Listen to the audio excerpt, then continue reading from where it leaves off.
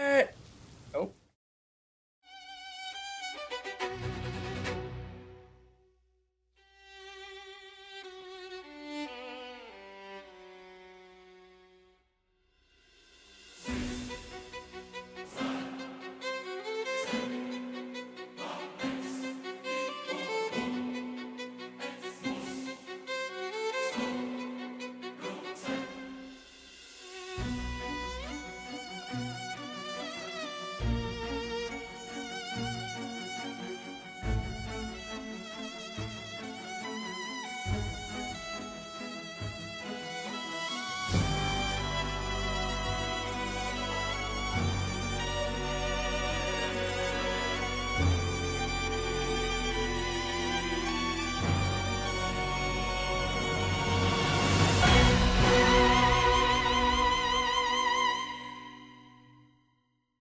One.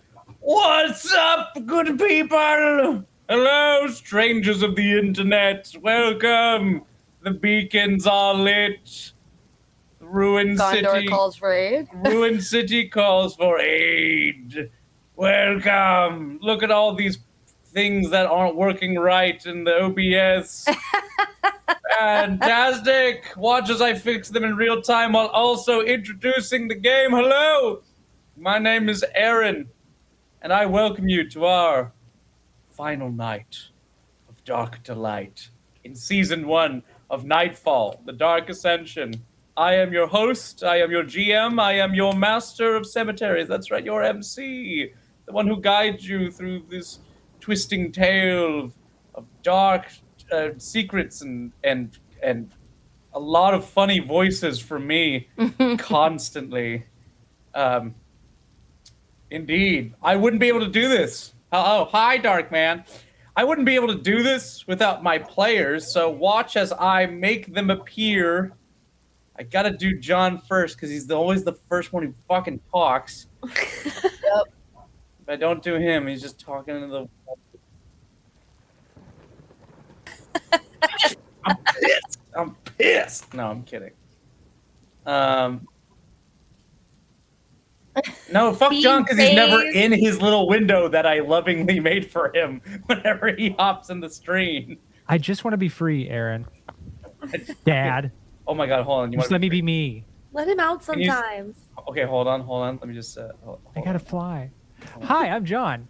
I'm going to be playing Ruben Garut tonight. I will be a Animal Instinct Barbarian, and I will hopefully not die mid-combat tonight. Say you want to be free again, John? Sure. There he goes. Oh, he's running free. Oh no. Oh, God. Oh no. There it goes. Oh, fuck. I killed him again.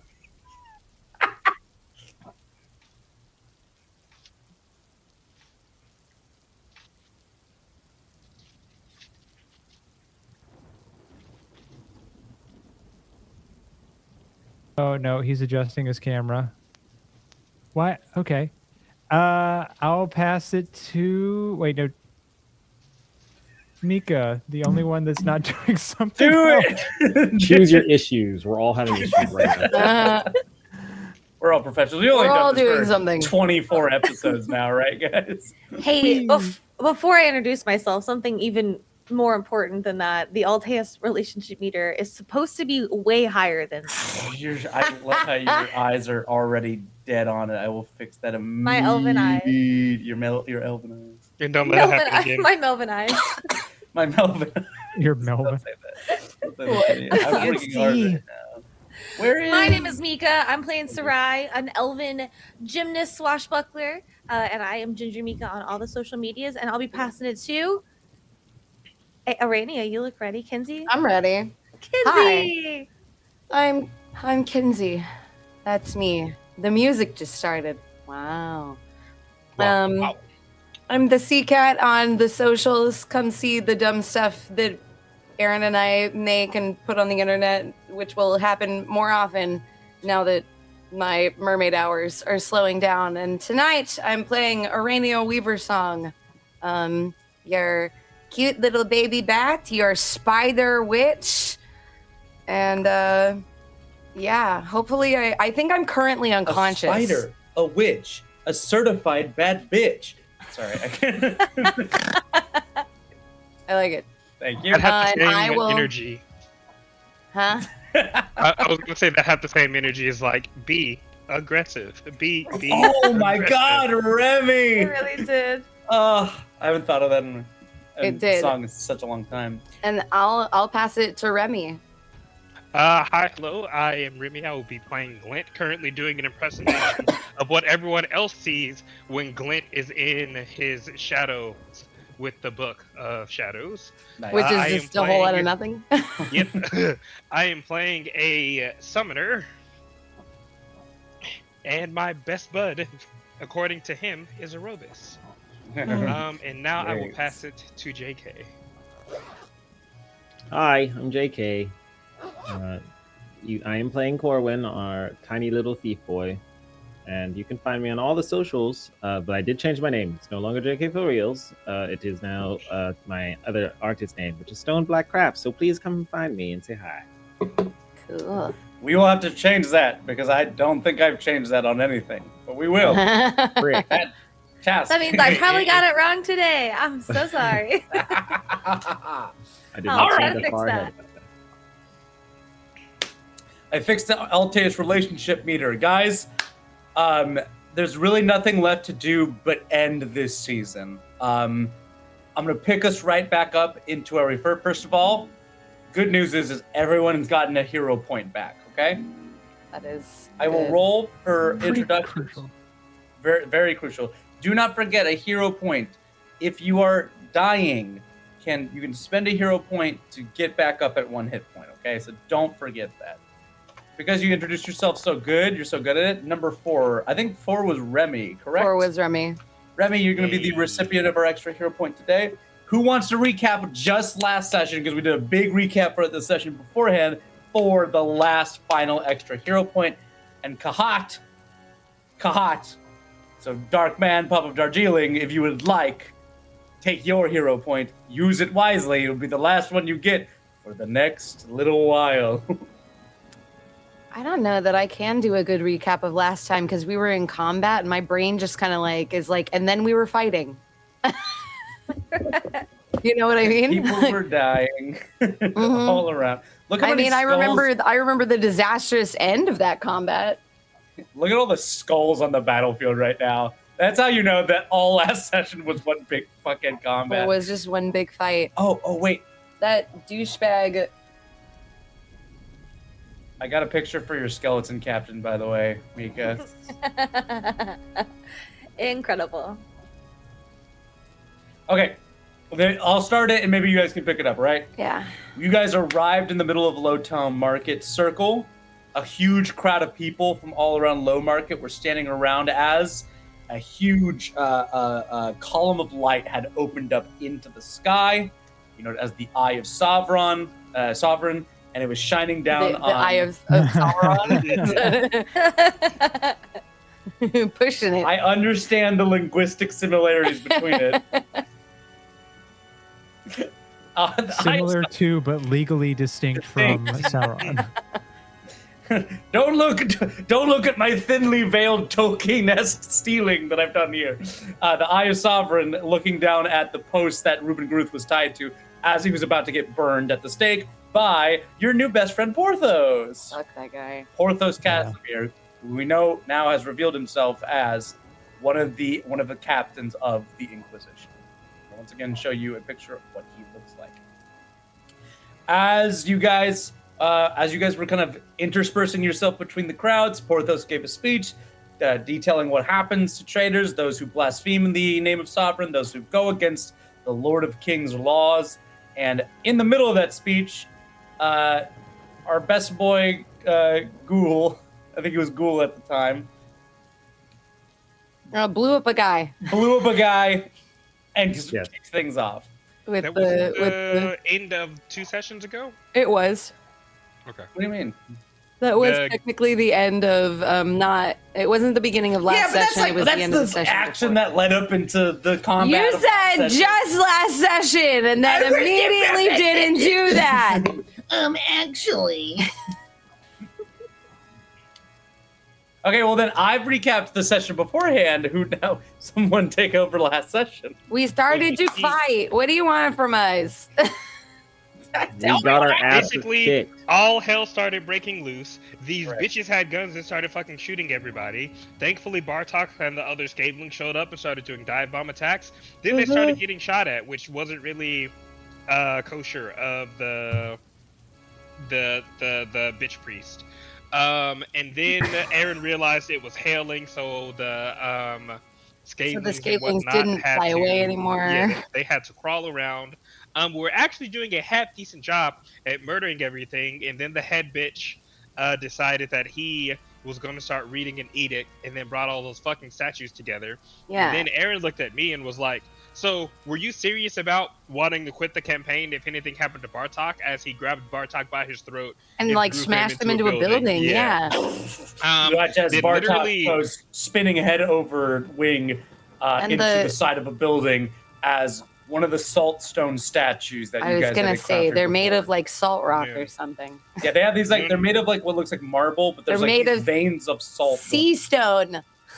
What? The sea stone. It's the stone of the sea. It's the stone of the Salt sea. One of the fucking members of Ruined City is a dwarf. He's like, oh, sea stone.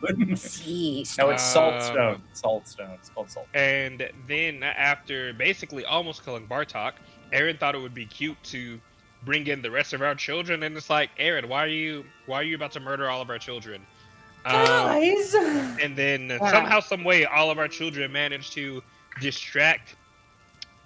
I think it was just distract all of the statues, and we need to go find the person splitting his consciousness between the All the statues. statues. There's a Hold on. spellcaster. Well, hold on. I wouldn't say all that, but you are correct. Your children have arrived. The last thing that happened is that Corwin heard a bugle noise just as poor Aranio went down from was it Porthos? Yeah. Porthos Porthos casting did like a big old harm bubble. a huge domed harm on himself, Yeah. Asshole. hurting both Reuben and Arania. And In the first printing of the Pathfinder book, they mixed up the harm bubble and heal bubble. So on Yeah, they harm, did. if you 3-action casted it, it was a heal, and on heal, if you 3-action casted it, it was a harm. yep. Ooh, did it too hard. You flipped the whole. You flipped the magic. You done spoonerized it. And with that, we're gonna go back into the action. Do I get a hero point for that? Because you only recapped the session before. I did. No, the whole session. absolutely not. Yeah, you can have a hero point. That's fine. I think. Well, it should either go to Kinsey or you. So between the two of you, decide who wants it or I not. Because I know don't you already have care. two, Gwen. Kenzie, you can have it so we can have them stacked up. Sure. All right. I'm on it.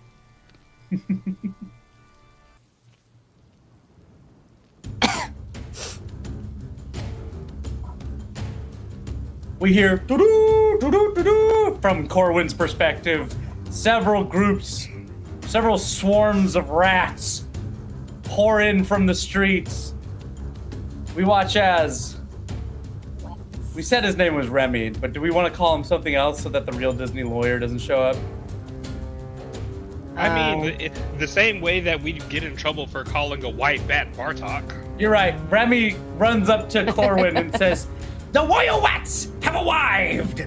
Sorry, it took a while for us to get here as the crows could not fly accurately in the hail."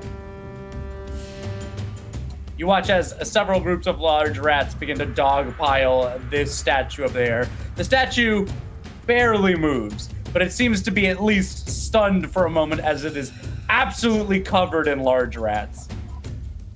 At the same time, Kinsey, this happens as you fade away into unconsciousness. Yeah, I know. You're like, feel yourself slowly, you're falling down and you hear, "Mom, Mom, Mom, Mom, Mom, Mom, Oh no, I'm in hell. As Porthos looks down at Arania, as she falls to the ground, he looks and meets your eyes, Ruben, and goes, "You'll be the next one, traitor." I thought he tucked tail and was running. There was one Inquisitor, but not Porthos. I mean, Oh. he's kind of trying to back up and out of this, but he's holding his ground still. And that'll bring us to Glint's turn. Oh, before I forget, Ruben and Arania, just before you got Arania, you went down.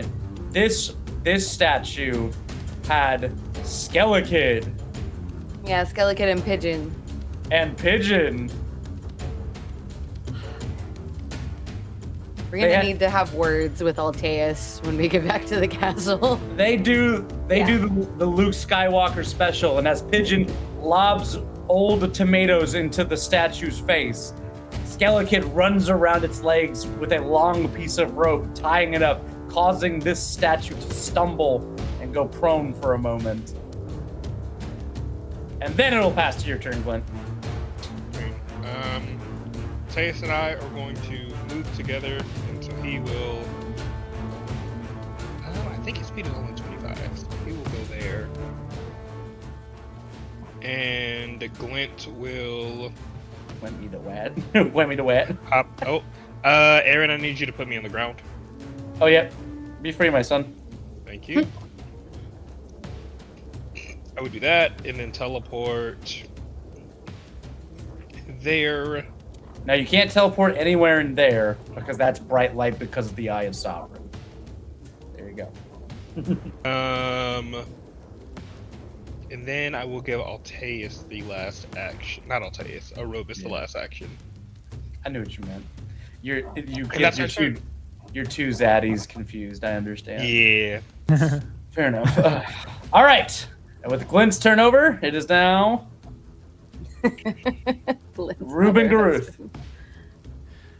All right, I am gonna take this guy down. I want to roll to grapple him. Okay.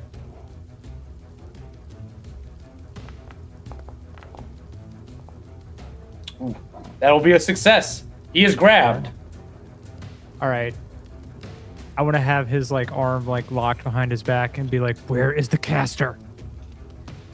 Where are the drugs? Where are the drugs going? Where's Rachel? This Martha? magic is- Where's Martha? Shut the fuck up. Don't you DC Universe my game. I'll never tell you. This magic is beyond your kind, filthy black magic user. This edict was blessed by the angel, the winged ladies of words herself. You can tell me willingly, or I can drag it out of you. Try me. Okay. With my second action, I do want to. Can I crack a? I have one healing potion in my inventory. Yes. Can I crack that over Rainey's head while I got this guy grappled? Absolutely. Where is that? Okay. Absolutely. Just You while watch- I have his arm, I'm just gonna grab it, and I'm literally gonna like, bottle in Sure. hand, just smack it over Wait, just- Rainia's head. Smash it on me, Baldur's Gate 3 style. Yep. All right. How do I do that?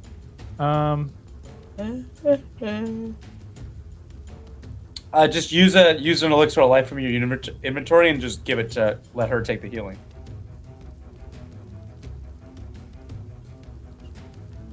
And then just do this thing that none of us know how to do. So easy, says Aaron Ruiz. Do you not have an elixir of life in your inventory? Me? You have a soothing tonic. Hold on, I'll roll one for him. Is that not? Oh, is that not the same thing? Mm-mm. Oh, You should have like. I say unless you. Oh no, he wouldn't have gotten any of them Oh wait, because he wasn't with that's us. the wrong one. That's the wrong one. That's the wrong right. one. Here's the right one. It's supposed to be like 3d6. Yeah, that's why I said that was the wrong Hold one. on, Kinsey makes up a good point. He doesn't have access to an elixir of life because he wasn't with you guys. He doesn't have Oops. those. Don't worry about me. I will be fine. You see that Arania has one on her person. That is true. can I like rip it off the bandolier she currently has. And like, Can I You're offer you busy. this? How about you used your ghostly servants to feed her the health potion? all right, I will I summon want you to use Jeeves. your dark powers. Jeeves! I would like to summon Jeeves. I will. turned Jeeves into attack mode. All right, make that dark power check. Is this the first time you Alright. used a dark power check? I think. In a while. Yep. Okay.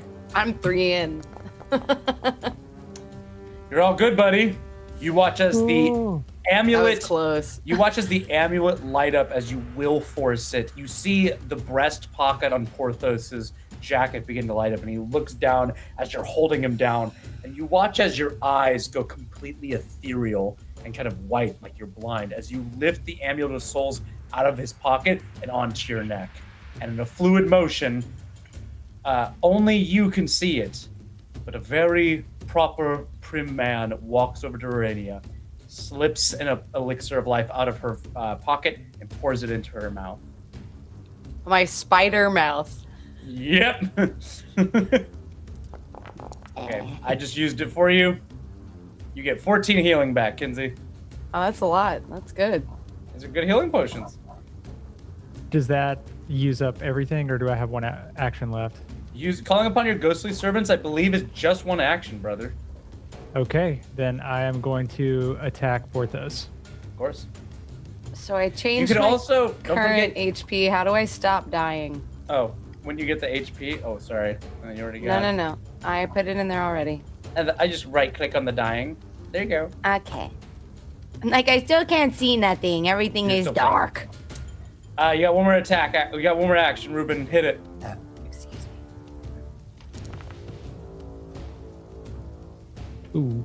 6 will not hit Porthos. You try to slash down on him, but he moves barely out of the way as he continues to grapple you. Yeah. I was gonna say, doesn't he have advantage, but I forgot this game does bonuses and not advantage. Nope. All right. You guys, Arania, as the statues begin to move, you watch as you see a crystal vial empty itself over your floating above you, and just watch as it's discarded to the side. You suddenly hear a voice in your head. You'll have to stand up now, ma'am. And Jeeves is gonna help you up. He's gonna help you stand up. He's how is he gonna help? Never mind. What? I'm just picturing all of this with me as a spider, and putting it together in my head is hilarious. Oh, he just rolls you over. right? Like I'm like, how does he like help you're me an up inner exactly? tube. He just flips you over with his ghost Put me back on my powers. little legs. As you begin to stand up onto your eight legs, one of your eyes tracks to your left, and you hear, "Mom, mom, mom!" And you see a bunch of leshies come out from the northwestern side of this area, and you watch as Hemogoblin run up to you, and go, "Ah, Mom, you look different, but I'm so glad you're okay. We're here to help." I immediately start angrily chittering at them as a spider. Yeah, I get it. You're probably upset, but it's okay. But you told us that we just need a little bit of blood in us, and we could probably help. That's what you said back at the castle, anyways. I'm gonna need to teach my Leshy children skitter talk. Fair enough. Now, where am I gonna get a bunch of blood? You watch as the statues begin to activate. First, this statue over here, next to Bartok and all the other scavelings. Now, Bartok is scaveling number 3. You're gonna watch as King Myron's Vicious begin to thrash at the three scavelings that are around him. Here we go. 33. That's a critical hit. On which one? On scaveling number 2. Okay. The next one's going to be attacking scaveling number 1. That is also a critical hit. And then Bartok gets the last one, the last pneumatic swing. That will also hit. So you watch as one hand holds the chipped greatsword in one hand, while the other hand just begins to throw the scavelings off of him. First critical hit will be against friend. Next, 34. Yeah, he did not like that. 32. And then regular damage for this. Whoop. Bartok, take that health back. Damage normal. Okay, Bartok only takes 19 damage. He's then going to make an athletics check against to shove all of these guys back. 30 will beat all of them, but it won't critically beat them. But it's going to shove them back 5 feet. 5, 5, 5. And you watch as this thing just begin to thrush and push as you watch, as you hear one of the scavelings that grabbed and like you hear it like snap as a wing goes backwards as the statue shoves it down onto the ground. Another one gets kicked off the back of this thing. You watch as this one, the statue over here to the west, is covered in all of these, is in these rat swarms. You watch as even more rat swarms begin to pour out from the surrounding area. My friends! My boys! My boys! Rat swarm. Rat swarm. Rat Oh swarm. my god, that's a lot of Rat wats. swarm. So many whacks. All right, it's gonna do the same thing. You can to swing down on this pneumatic swing on these things. Let's just do this against one and we'll see which one. 1, 2, 3. 1, 2, 3. Well, one of those is definitely a critical hit. 2 normal hits and a random critical hit. 1.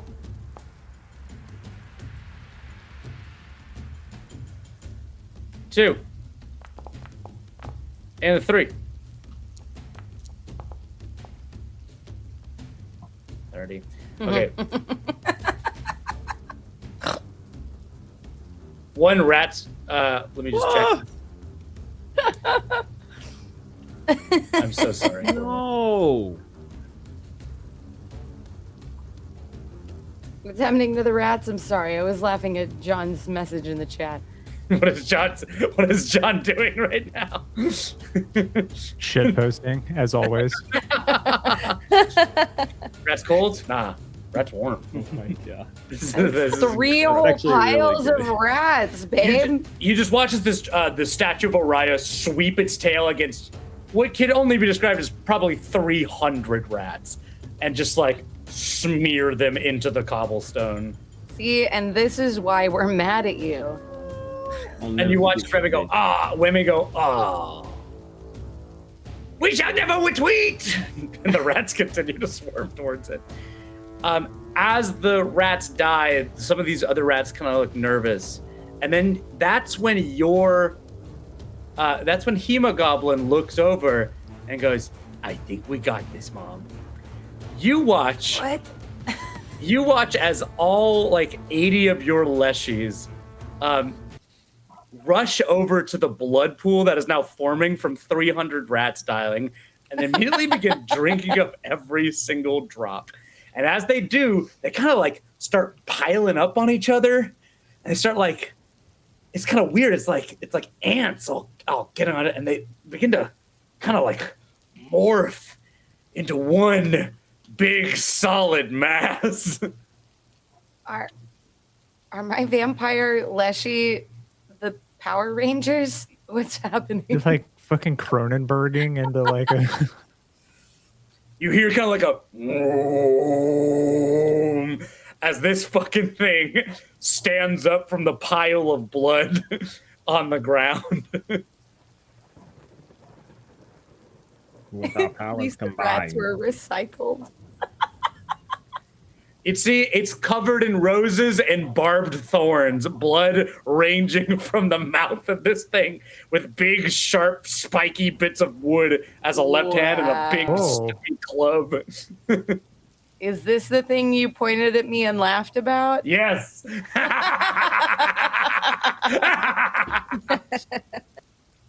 You watch as the Omega Leshy stand up and look at this statue in the eye and go, "Me no thirsty anymore." Oh, God. And they are going to go into engage in combat. Last one. That is one scary salad. Who said that? Who said that? Hi. So good.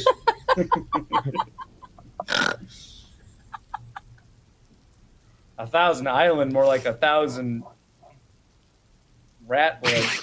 Hey, where are you going? Wah, wah, wah. Clip it! Clip it! I demand it! Clip it! I can't wait. Oh, you're so right, Puppet Darling. You just watch it go, Mom. Mom. Mom. Oh my God. There's not enough therapy.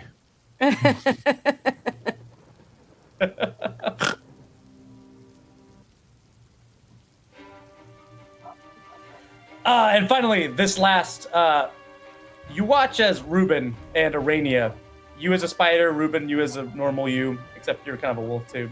You guys are the weird transforming ones. You watch as this statue, the statue of the knight you saw before, stand up and rip the cord in two that are wrapped along its legs. 3 more tomatoes hit the side of its head as it begins to right itself up from the ground. So it uses one action to do that. It looks down at Porthos and Ruben as they're kind of in their quarrel right now. Ruben, where are you looking? I'm Pigeon probably and Skellakid are standing over here. I'm probably looking like down at Porthos while I've got his like my forearm like over his throat, like trying to pin him down. You look at Porthos, and Porthos looks at you, and he looks up at the statue and says, "I've got this. Take care of them." You watch as the statue turn around and begin to march towards Skellakid and Pigeon. No. For fuck's sake.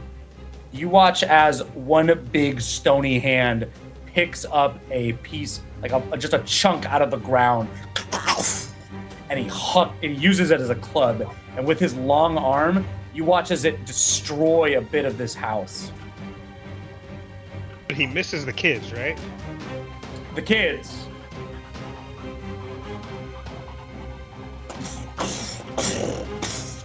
Debris fills this area down this alleyway to the northeastern part of Ruin City's Lowtown Market. And you watch as both... A frantic scribble arrives on the map. That's what we just watched.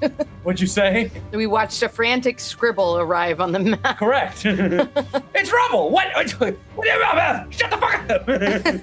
God damn. You watch as Skellakid and Pigeon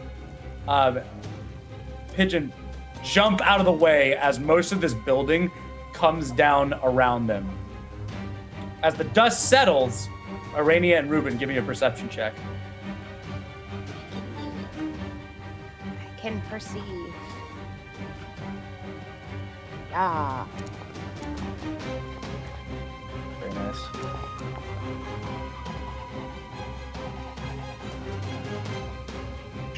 Ruben, you cannot see through the dust. The rubble causes too much of a clatter, and the stone statue seems to still be gazing towards the northeastern corner, and you can't see what's happening behind it.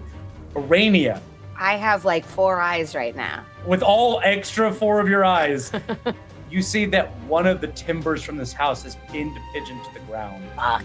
And you watch a Skellakid run over and try to begin to pull him out, but he can't. My leg! My leg! You watch as the statue kind of like wafts his hand through the air to try to clear the dust, and watches slowly the rain and his hand reveal the trapped pigeon before him. That'll be the statue's turns for now. The rain will return. Oh God. I was not expecting it to become my turn quite so quickly. From First of all, who all is bleeding? Ruben, you, Porthos. And Porthos is actually bleeding. He's got bleed damage on him. Skaveling, so that's 3. I don't know. I kind of feel like 300 rats were just bleeding. Well, Yeah, but your children drank all that blood. Right. No. Shut up, Remy. We're not doing a bag of rats bullshit right now. I cut it off. At that. I'll say the Skaveling is another Skaveling is bleeding. Bartok is bleeding. Glint is technically bleeding. Sarai, Corwin is bleeding. So 1, 2, 3, 4, 5, 6, 7, 8, 9. Thank you. You're bleeding, and you're bleeding, and you're bleeding. Look at your chairs. You're bleeding. You're bleeding. God, could you Everyone's fucking bleeding. imagine? Papa Darjeeling, are you mad at me for some reason? Are you upset at me? What did I do something wrong? You pinned Pigeon under a beam. What do you think everyone is gonna just be cool? Well, it's your turn. I know it's my turn. Aaron's Shut over up. here like, you won't let me murder your pets. You won't let me murder kids. What kind of fucking game is this? God. Literally unplayable. Literally unplayable. Wait a minute. The statue cleared the dust, so presumably Ruben will be able to see Pigeon now, right? For now, You're I so annoying. I hate you. Fine. I'll turn into not a spider. Hold on. I have to change shape. Rennie returns back to her normal form. And I look at Ruben and I go, the kid is stuck under a big heavy beam. You hear the solid stone boots of the large statue being punched towards Pigeon and Skeleton. I don't think I will be able to lift it. Let's see. You said that Porthos is taking bleed damage, right? Correct. Great. I'm gonna cast Horrifying Blood Loss. I love that for you. So we watch Arania wheel onto Ruben, turn back into her normal self, into her human self. She goes, Pigeon's trapped underneath. I don't think we'll lift it. And as she does so, you begin to focus and you reach out with your hand with a ring of blood on it. And you just watch as all of the cuts on Porthos begin to open up like mouths. I think Jesus. he has to make a will save. You've got to make a will save. Very well.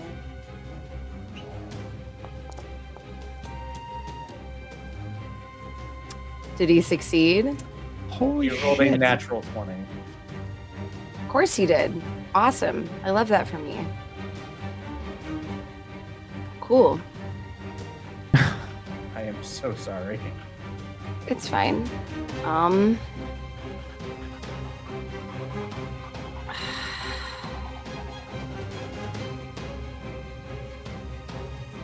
I really can't lift that thing off of Pigeon. I have literally a +0 to strength. Cool. Can you immobilize Porthos? I'll trade off with you. I can try. I'll let you know that he's about 40 feet away from you. Okay, yeah.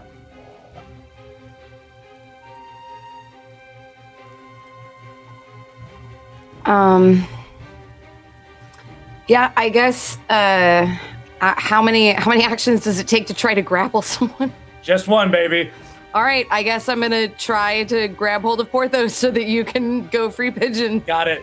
I'm just gonna say, Arania, you just like lay both of your fucking hands on him. As you watch him, you see the blood start to pour out, and then you watch him begin to whisper some prayers underneath his breath, and you watch as he contains his blood loss. And so you just, I'm assuming you like seize him by the neck, right? Yeah. Yeah. Okay, you just begin to choke Porthos. So I won't let you roll, but he will try to escape Of course. against your fortitude DC when it comes back. Sure. So the DC will be 16 for him. Okay, that's my turn. All right. It's the Scavelings. Oh, actually, I think he takes at least one more point of bleed damage because of blood frenzy. Yeah, this is true. It may only be one, but those things stack. Hey man, every point counts. Every point matters. Gotta Wait, so find is his bleed value increasing, or is it just taking the damage? All of your attacks deal 1 point of bleed damage per hit that stacks with every single hit. While spells do the same, equaling the amount of actions you use to cast a spell. Okay. So it stacks.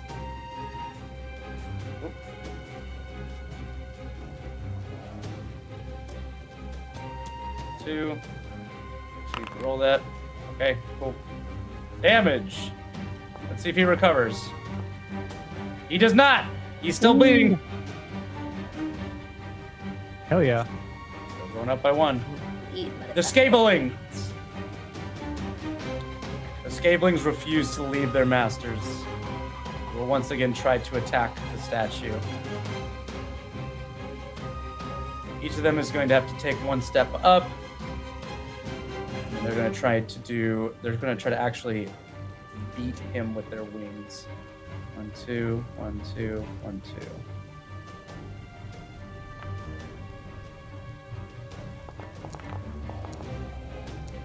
Sevens. Miss. Oh my god. That was a lot of dice. Miss. Miss. 1 hit.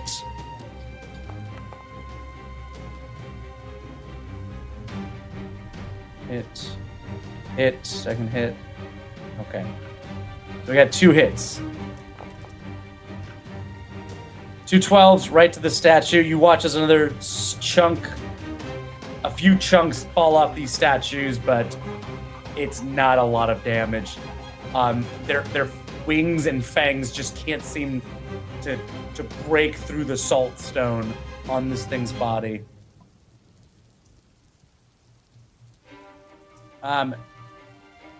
You watch as Glint, you're standing over in the middle of the square, and you look over to one of the statues. You look over to this house right here as these Scavelings are trying to take down the statue, pretty much in vain. And inside this house, you notice your eyes just kind of drift to the right, and you lock eyes with Earl Johnson inside of this house, ushering people in to try to get shelter from these rampaging monsters, these rampaging constructs. You look at each other for a moment. Do you want to say anything? Yes, I do.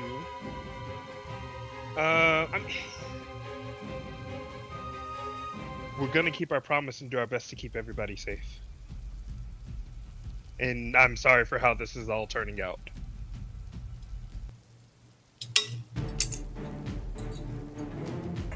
He looks at you in your eyes, and he just nods.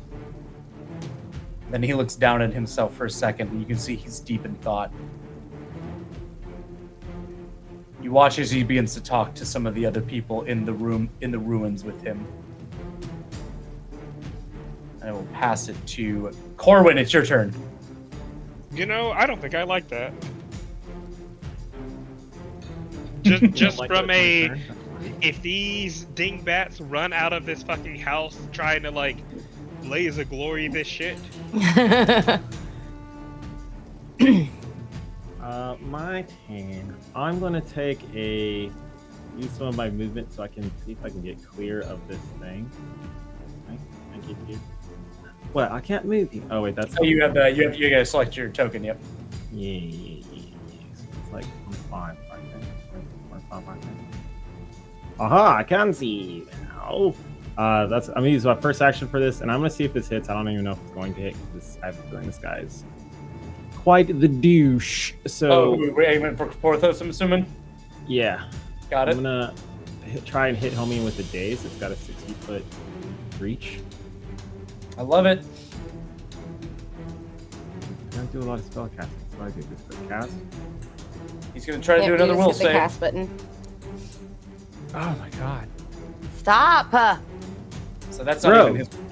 Sorry, that's not even his will save. I rolled for Corwin. Give me 1 second. Oh, well then.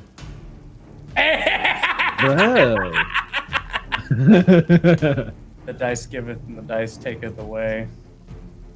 Also, do I still have his ugly mug, or is that Yes, gone? you do. Yes, you do. He's still Even looking after I got knocked the fuck out. Oh, that Yeah. answers that question I had. I was like, why does it say it's Corwin, but it does not look. Roll your damage and double it. It is also stunned 1. That's gonna be very Yeah, good. the for first y'all. thing you did was blow someone up. The second thing you did was steal that guy's face. Yeah, it's very true. Blow some guy up, still his face. Oh yeah. All right, Corwin, that's your turn. Yeah, you said I rolled damage and then it's Double heightened too, so it's technically 2d6. You said. Yeah, if you just hit roll damage, it should do it for you, and then we'll double it because he critically failed, and we love it when he critically fails. We prefer it when he critically fails. Did you not roll the 2d6? What's going on here?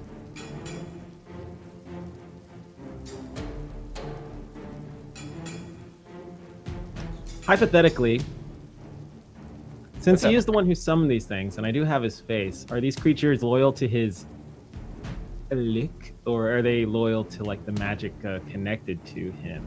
Would I be able There's to roll a another person diplomacy or an controlling. intimidation check to cause the statues to stand down because I look like him? What Remy says is correct. There's another person controlling him, but you could try to attempt something since you do have his face right now. I might be willing to try that. I might be willing to let you try it. You have to pass a high deception check. Why are you rolling 2d6? Oh, because it's +2. Wait, No. should be 2. Yeah, don't take that. Yeah, We watch as Porthos's like a trickle of blood comes down his nose, and you watch him begin to like blink really quickly, Arania, as he seems to be completely dazed as Corwin just sends dark whispers into his left ear. Yeah, that's awful. Don't do it to me. I'm your friend.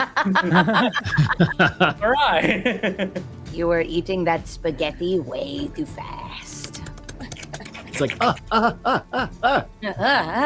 would work on me. The closest God. enemy is this statue over here, right? With the wings.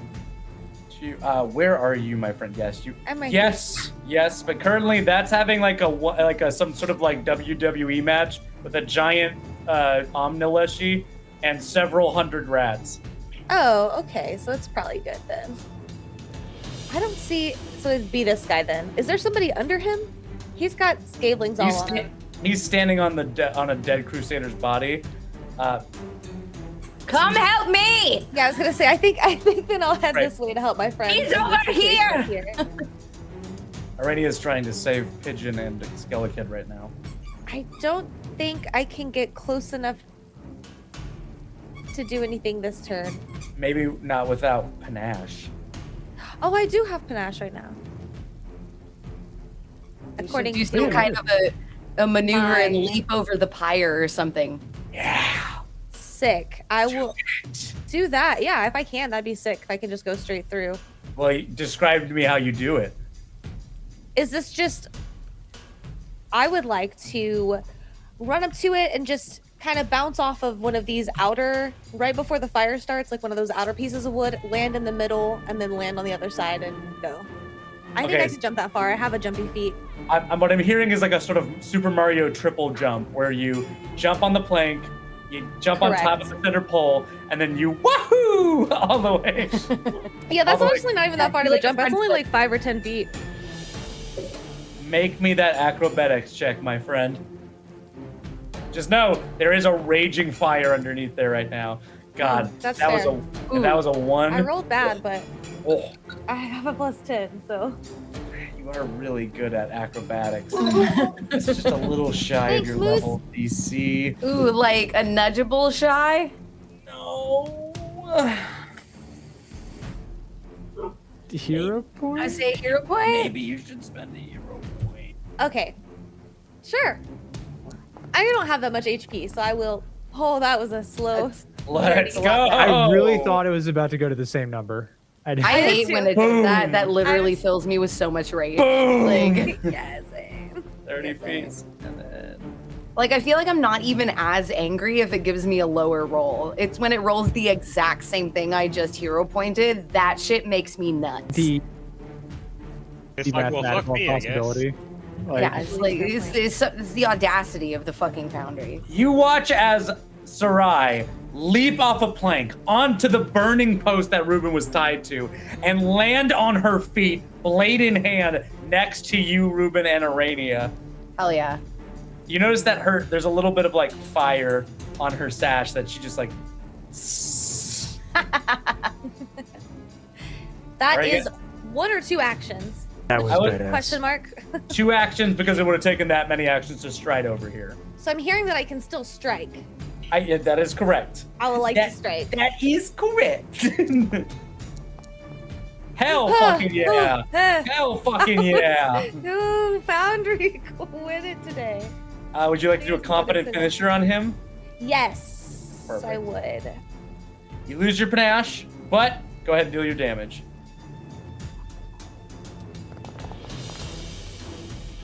Oh,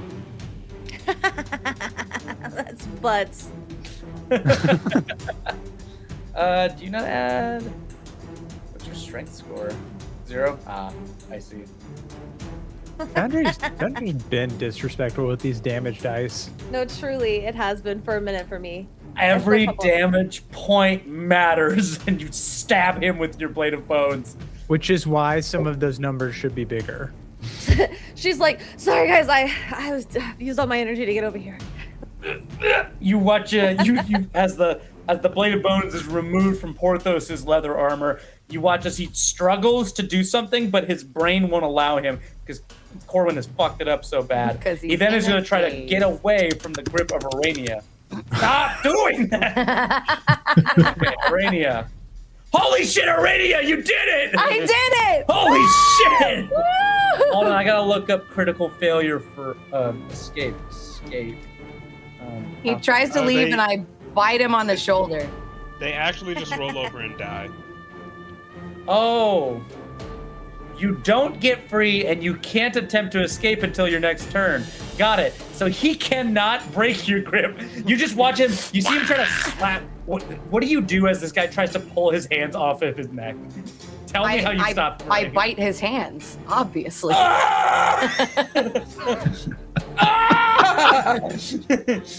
Just like a feral Yeah. vampire thrall. He's gonna reach down and Do you like Gollum it? Like he's like missing like his pinky? Like he's he's gonna he loses a finger. He's And gonna spit take his finger in his face. he's still holding his mace. He's just gonna swing at someone randomly. I guess he's gonna swing fair. at you, Sarai, since you just stabbed him. Fair. He has a bunch of penalties to this because he's See, currently since grabbed he's- the fuck up. He's on the struggle bus now. Okay, he does hit.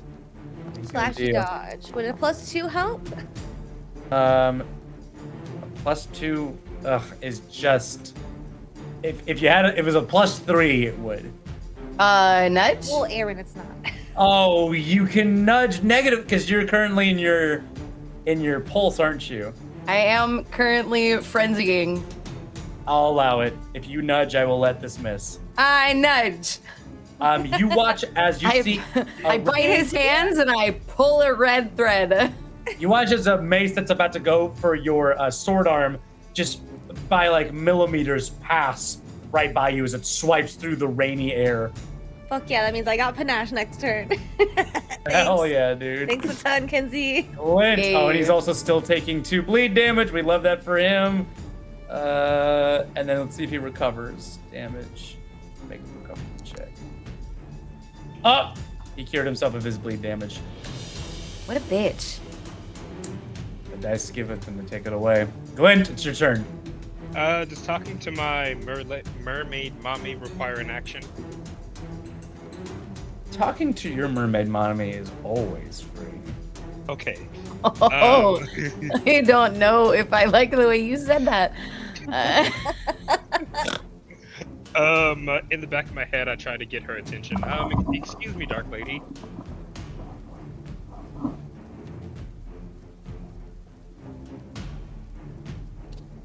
Hi, Glint. Hi, hello. I will give you as much blood as you want if you can tell me where the fucker of my blood. Not, I can't promise anyone else's blood. Of my blood, if you want. If you can tell me where the fuck the fucker is that's controlling that's mind linking with the statues is. How are they controlled, Glint? Tell me more. I explained to her everything Glint knows about that process. I will send the shadows out. They will know where the light source is. Thank you. She goes quiet.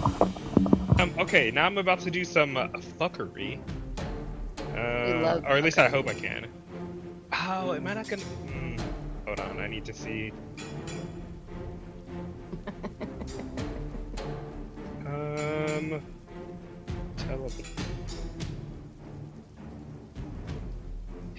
The final battle. Bum, bum, bum, bum, bum, bum, bum. Oh, yeah, Glint. Yeah, Glint. Where? As your three friends fucking team up on Porthos and try to start stomping his ass out.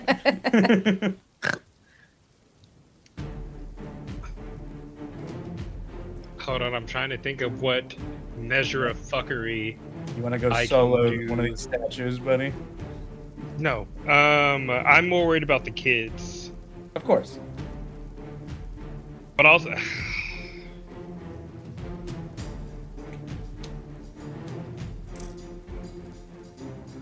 Decisions. Okay, I'm going to use all three of my actions and like chain teleport and That's cool. get right there. Go get him, Tyga, as Aurobus stands next to the fire. And then Aurobus with hold on, let me see if he has anything. He'll. Is this statue man too horny? Comment in the post-season one. In the post-season one review. Okay. That's everything that I can currently do. Okay, so you're able to get here. Got it. Yes. Very good. You appear right next to the statue. The salt that is glowing off cuts. One more Yes. thing. Yes, yes, yes. During my job when I was here, I begrudgingly tell the Scavelings to protect the people. And ideally, how I want that to look is for this one that I hope isn't Bartok to move here on its turn. Understood. Understood. You Yeah. got it. Okay, but what were you saying? The glow from the salt stone kind of cuts off your shadow, John, as you land right here. You can hear the clacking sound of Skelekid signing at Pigeon. So he goes, "No, just go! Just get out of here!" Also, I'll tell the statue, "Hey, bitch, looking for me?" Got it. And then brace myself to probably get my skull beatboxed on. Ruben Garuth, it's your turn. All right. I want to. He's 55 feet away. I'm gonna sudden charge at him, and can I use my attack on the beam, like On the that's pinning him? beam. Try to break it. Yeah.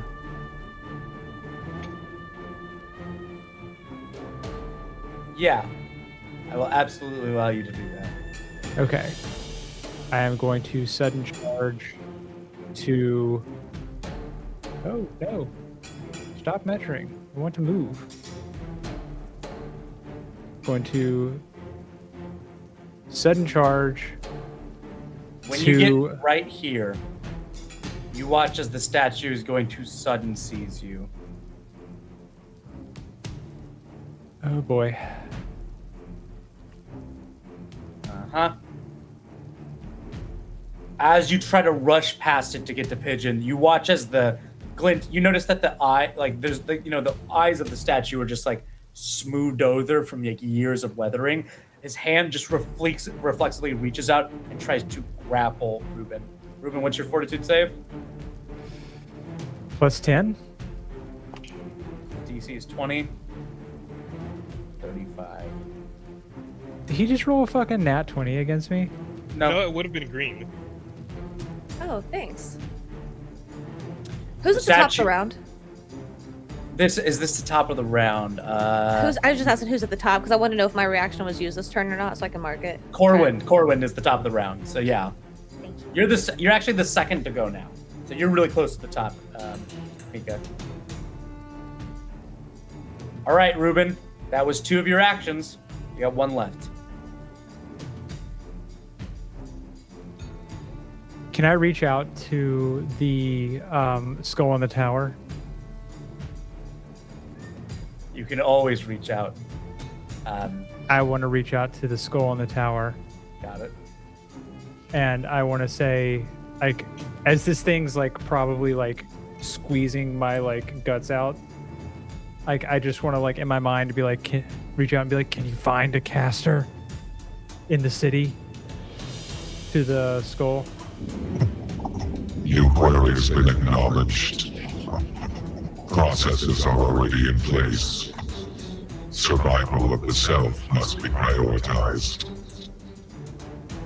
You said you needed my mind. Take it. Very well. Glenn, give me a perception check. Oh, while I roll this perception check, I'd like to imagine that the Demi plan, I'm gonna call it, that all the mentors hang out in when they're not talking to us. Mermaid Mommy is just sitting there going through a book, and then the floating skull is like, "You two, huh?" And then they just start working together.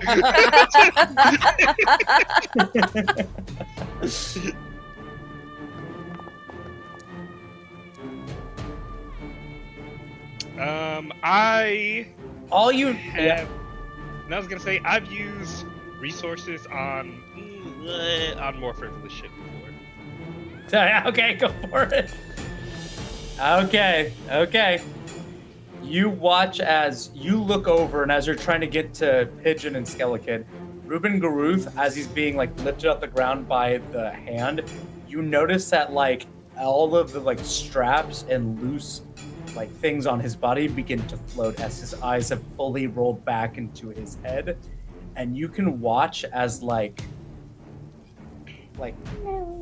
15, 20 ghosts are now like inside of his body, like writhing from within him. Do I think that's probably some Spirit Lord shit? For sure. Oh, 100%. It is now, unfortunately, the statue's turn. That's why I only let one spirit in my body at a time and not 20.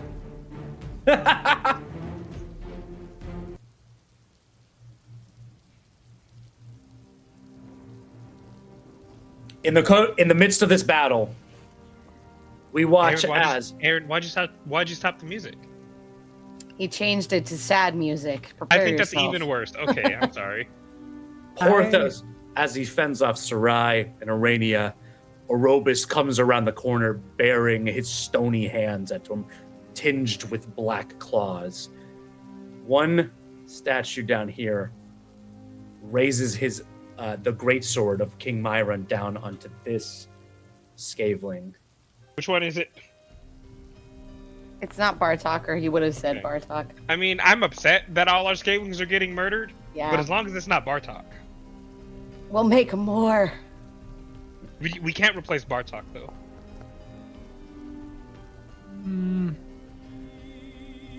Aaron, can you roll below a 30 tonight? They have a plus 20 to hit. It's kind of an inevitability. My God.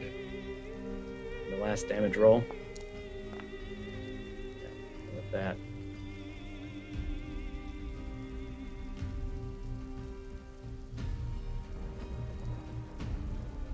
You just watch as the great sword plunge itself into the head of one of your scavelings, and you hear the collective screech of Bartok and his companion as they scamper down as the hail continues to pelt them.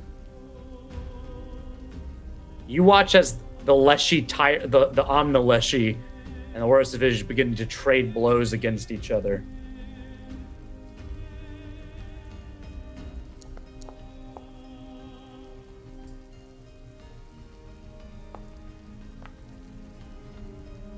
Oh, evenly matched. They're both. You watch as the statue of Arios bite into the center chunk of the Leshy and begin to rip out plants as the Omna Leshy begin to crack the statue over the head, sending crumpling stone to the ground.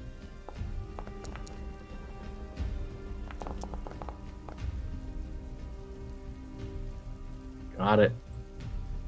Boom. 36 damage to you. 22 damage to you. Finally, it comes to the last. You watch as the last statue's turn comes, and he stands there holding Ruben Garoof, and it looks down at you and at Glint.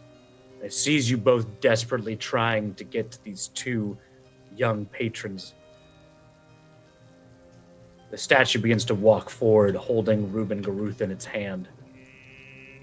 It picks up its foot. Now, you watch as it's about to bring its foot down. I will allow one of you guys to do something. It's going to take your reaction, and it will put you in danger. Who's he about to step on? Pigeon. Pigeon's the one that's trapped? Yes. Yeah. I'll take it. Okay, Can you? Ruben, I will allow you to, using your ghost powers, to blast your way out of this thing's grip and shove Pigeon out of the way, but you're going to be in the place of where this foot is. I'll do it. Glint, is there any better plan you can come up with? Glint, from right here, all Glint could do is jaunt one more time and also shove Pigeon out of the way. I'll let you guys decide between who of you two wish to do so. Do you want to roll for it, John? Just a d20. I roll a flat d20, yeah. Highest gets it. Yep. 14 from Glint. That was almost. I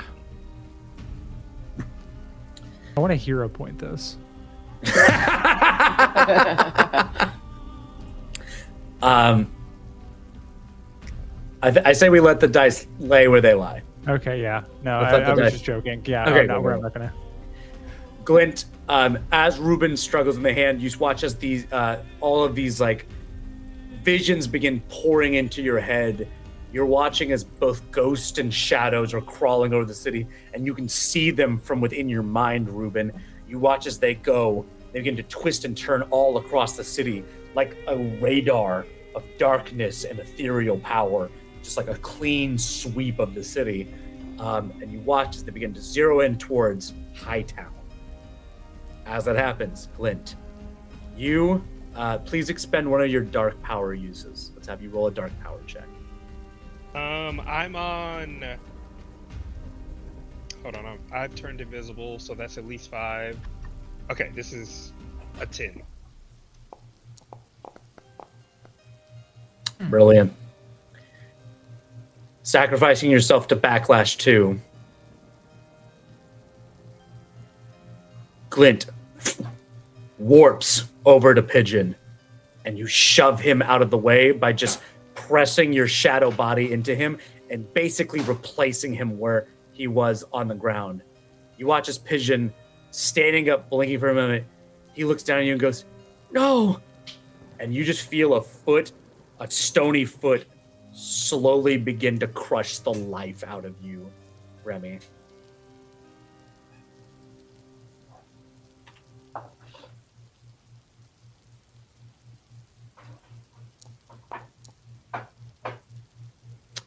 "33 will crit you." It's okay. I just need 1 HP. That's the only important hit point is the last one. You're gonna take 36 damage.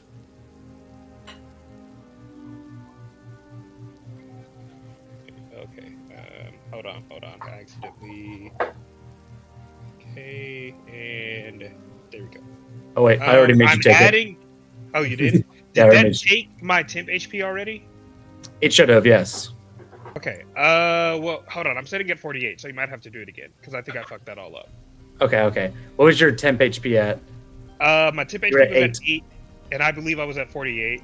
So then you were taking 28 then. So then you would have gone to 30. If you were at 48. Okay. Okay.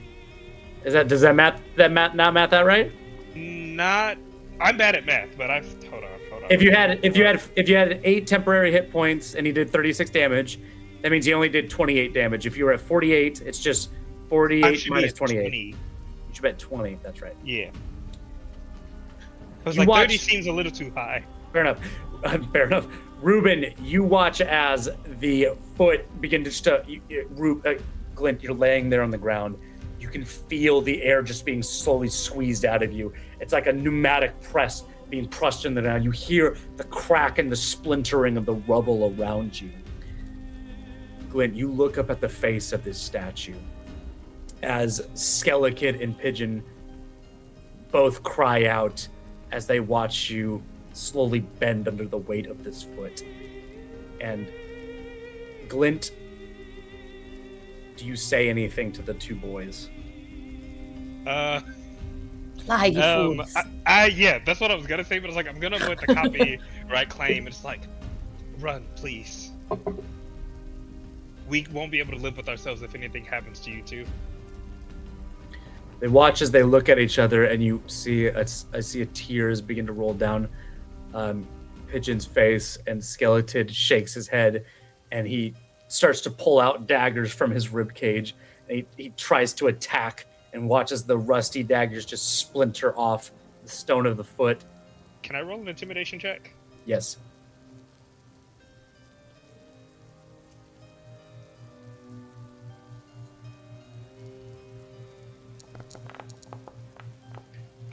Now mind you, as Glint's like descending more into like backlash, I can imagine like shadows are like spilling out of his Right.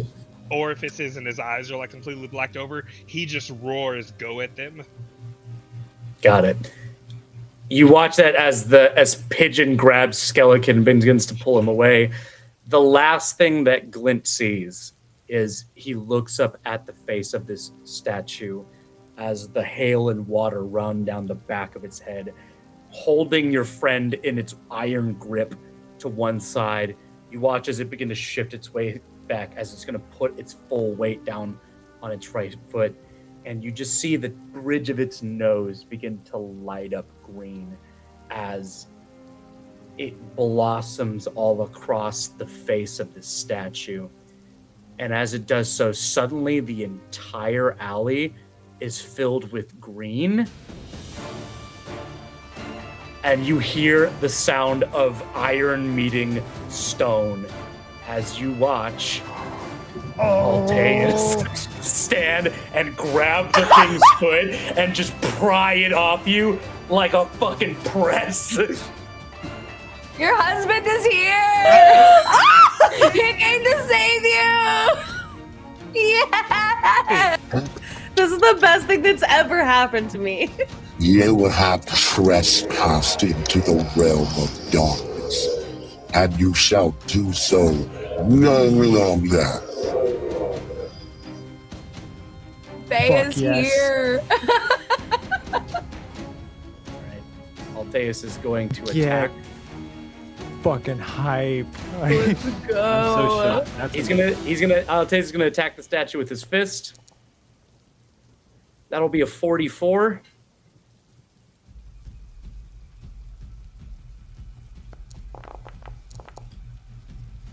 Oh, that's a low roll. Maybe it's a good thing Pigeon came, because you know that Altaeus doesn't like us enough to have come for us. You know what I'm saying? You're so real, actually. That's a low roll. Does 46 damage in a single attack. Can everyone look at the stream, please? Yeah.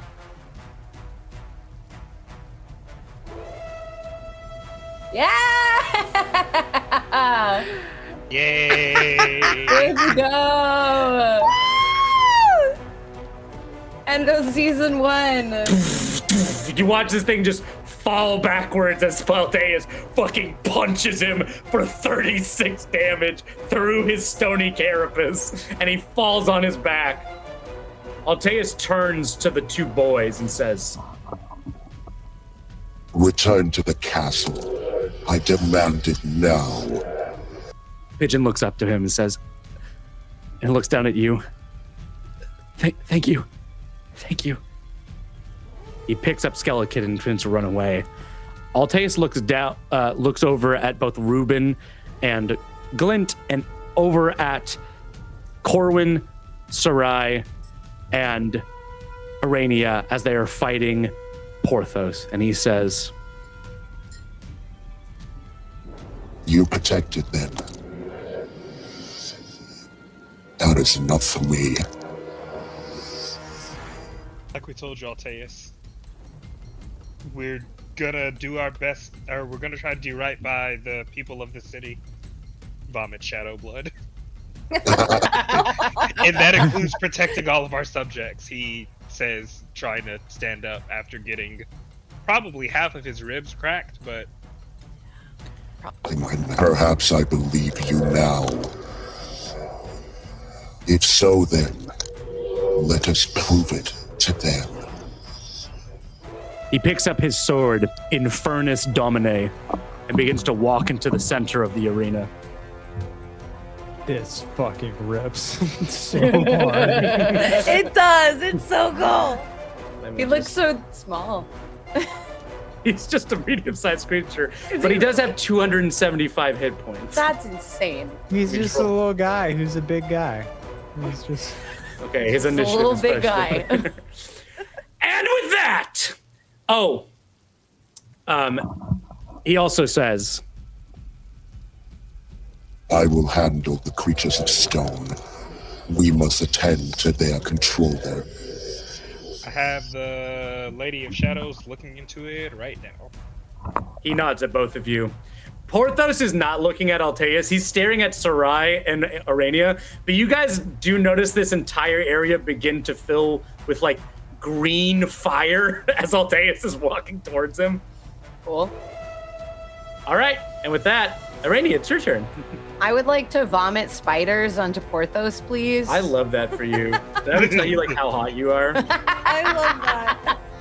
And luckily, Sarai is at an angle where I should not also cover her in spiders. I love that. If she does, roll to keep some as pets. I'm just kidding. Right, because a cone shouldn't hit the person standing next to me, No, right? not at all. Okay, This is your cone. We're good. I got you right here, baby girl. Cone me. I've coned you. But not the cone of shame. I already did Cone that. of last awesome. year. All right, what do you got? What do I have to do? It's a reflex. Yeah, it's a reflex save. I can.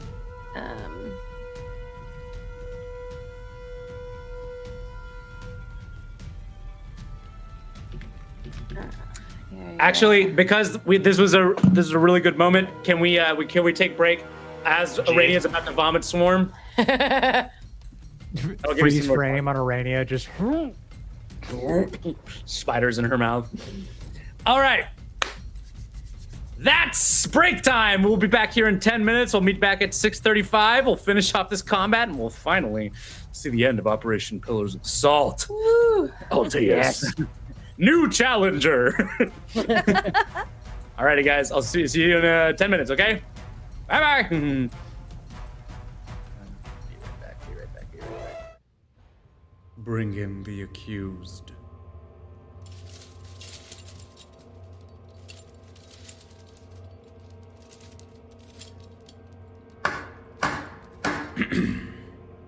We call to order the Inquisitorial Tribunal of the Holy State of Requiem.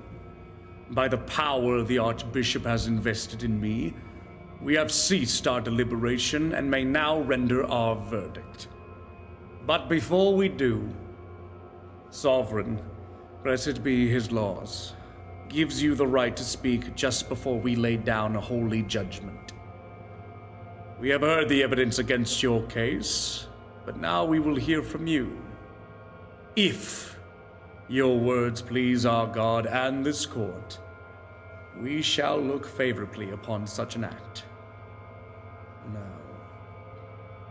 what do you have to say for yourself? I have no defense for my actions. I attacked a noble, one of the bloodlines chosen by Sovereign. I lacked the control and discipline expected of my station. I pray that the court finds mercy upon me, and upon the Baron in his trial. The Baron?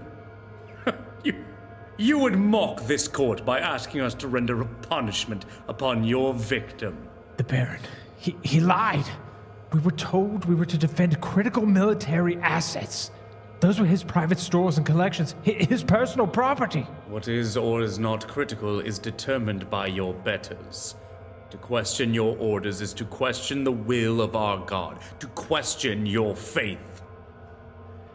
Soldiers are not meant to act as police. We are not here to serve personal security. Doing so goes against our creed, against our... We understand your convictions, Reuben. It is clear to this court how highly you value your own principles. So highly that it was even worth the deaths of your own comrades. What are you... I killed no one. My soldiers were caught in the accident. They were murdered! Either by your direct treachery or by your dereliction of duty. Either way, this court sees no difference. This trial is a sham. I would never... You will hold your tongue. Besides, did you not already confess your guilt? Was it not you who said that there is no defense for your actions? I did not realize. I thought... It's clear you did not, my child. And I am sure it breaks your father's heart. My father, where is he? He will speak on my behalf. He knows that I... This court has heard enough.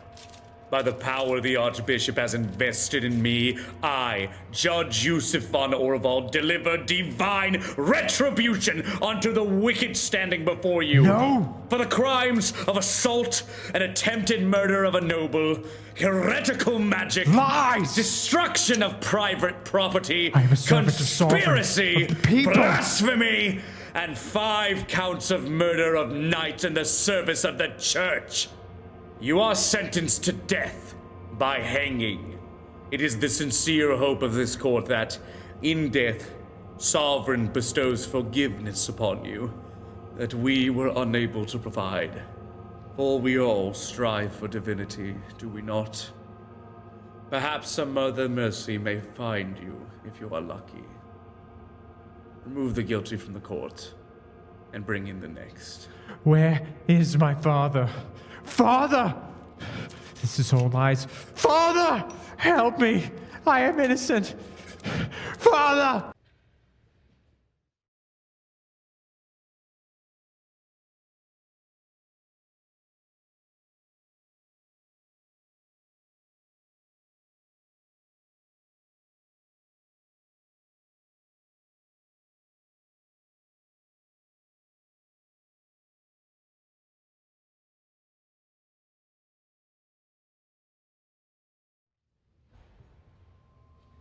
Make sure the captive's hands are bound.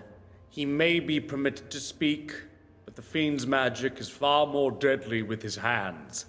If you see him try to cast anything, make sure he regrets it. We call to order this tribunal. As you were once a member of this esteemed church, Glint, you know that it is Sovereign's law to allow the accused to speak before judgment. Considering your crimes, it was highly deliberated whether it was safe to allow you. But after the testimony of your brothers and sisters, and The curiosity this tribunal has for how a member of the venerable occultist purity could fall so low. We have decided to grant you this privilege. Now, what do you have to say for yourself? I thought we were in the business of doing what we could to save lives. If this was the cost for saving my fellows' lives, I would do it again in every life. The only thing you saved was the life of a fiend, and you have still lost your own. It is with a clear conscience that I pronounce Glint, ward of Xerxes Calistray, guilty of entreating with a demonic power, witchcraft, and of abandonment of his duty, the price of which is surely death. May Sovereign have mercy on your soul. We are disappointed with you, Glint, but because of your former duty to the people of Requiem and at the request of members of your former order, you have been given a choice. You may either be submerged until dead in the holy water of High Temple, or be bathed in the purifying flames of the Winged Lady's radiance. What choose you? Purifying flames, Your Holiness. Wisely chosen, Glint. Very well. Crusaders, take him away and prepare him for the Inferno.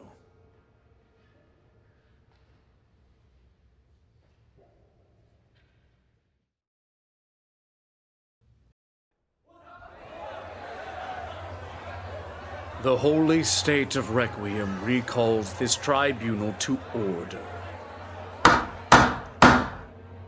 I see word has spread amongst the cloister that a holy sister is on trial. I would like to remind those present to maintain decorum during these proceedings until the verdict is delivered and court is adjourned. Thank you. Sister Arania of the Silentium of Saint Hespirita. Long have we deliberated on the staggering evidence brought before us today, but at last we are ready to render judgment. Throughout this trial, you've been particularly keen on offering up testimony when it was not appropriate. Another sign, I think, of why you stand before us today. Finally now, it is your right by Sovereign to speak on your behalf. I will remind you that generally, confessions of guilt and utterances of forgiveness are most appropriate for the accused at this time, and that often the courts look favorably upon the guilty that do. I will now instruct the Crusader guards to remove the gag in your mouth. Ugh. Now, what, if anything, do you have to say for yourself? Oh, you are going to let a lowly woman speak? Amongst your exalted men? Here I thought I was expected to be silent, even in defense of myself. By the Codex Ultima, are you going to confess or not? Why? Why? Because it's your duty to confess to such shameful acts. I do not feel any guilt for what I have done, and therefore cannot be guilty. I would give books to my sisters again and again, and never feel shame. You cannot make me. If you're just going to make a mockery of this court, then... A mockery? I do not have to make it. This court is a mockery all on its own. You cannot sit on your high horses with one such as me. I am a sister. You know, the ones you expect to quietly clean up all of your messes. I've seen your dirty laundry. I washed it myself. Your shame has crusted under my fingernails as I scraped it off your holy halls. Oh, but judgment is only reserved for the guilty, and only saints preside here. Except for maybe Judge Perseus, who has been gambling away what the church pays him for years. Oh, but not Judge Kane, who is first to reprimand loose women for their impurity. So keen is he on reminding them of their depravity that he spends his many nights in the hidden brothels doing what he can to save their souls. Enough of these wanton lies! And you, Yusuf von Orevald, such a pillar of the community, so beyond reproach. You've committed a far greater crime beyond the simple sins of these cretins. You put your own daughter into the Silentium. In the insanity ward, no less, all for what? Rebelling against you? How could you do that to your own flesh and blood, you coward? It is a crime against nature.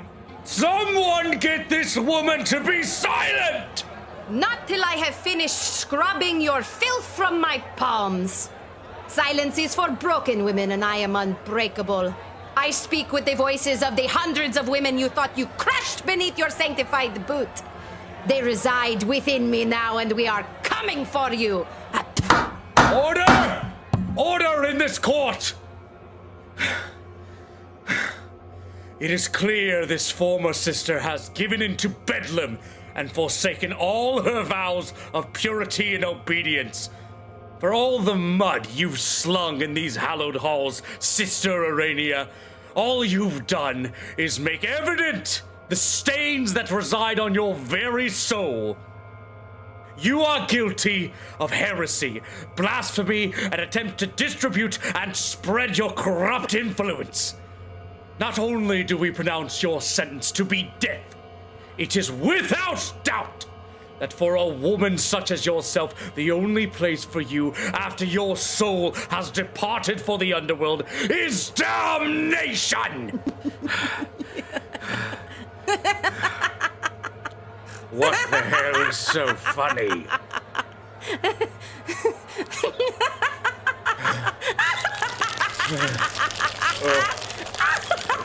By the throned gods, get the gods in here now!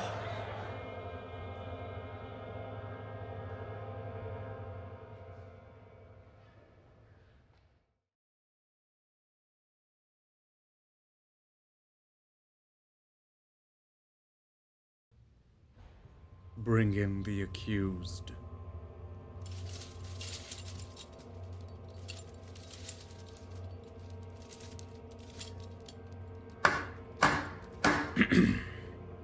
We call to order the Inquisitorial Tribunal of the Holy State of Requiem. By the power the Archbishop has invested in me, we have ceased our deliberation and may now render our verdict. But before we do, Sovereign, blessed be his laws, gives you the right to speak just before we lay down a holy judgment. We have heard the evidence against your case, but now we will hear from you. If your words please our God and this court, we shall look favorably upon such an act. Now, what do you have to say for yourself? Please, I understand why you're angry with me. I'm not a bad person. I only do what I do because I have to. People will suffer if I don't help them. You have to believe me. And what of the evidence against you? Caught red-handed pilfering from the vaults of High Temple? Who would be saved by such an act of blatant thievery that... What has happened? I can't hold it back any longer. I'm so weak. I need water. I need food. Please. What the devil is going on? Someone get control of him!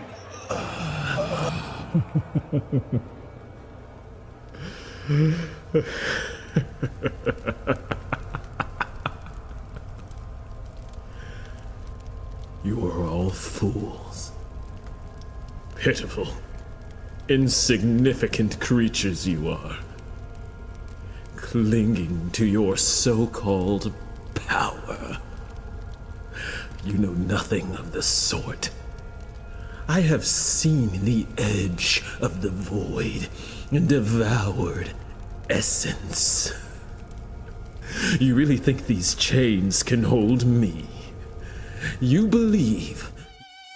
Playing the intro. We're back! We're back, everyone! welcome back to the exciting continuation. We're still in the middle of this. We were paused in the middle of us about to throw up a bunch of bugs onto Porthos, and we successfully did so. Kinsey, Arania, tell me what happens as Arania begins to like fill her mouth cheeks full of bugs. I like to think that she just takes a really deep breath, and then all of a sudden she opens her mouth and spiders just start spilling out onto Porthos.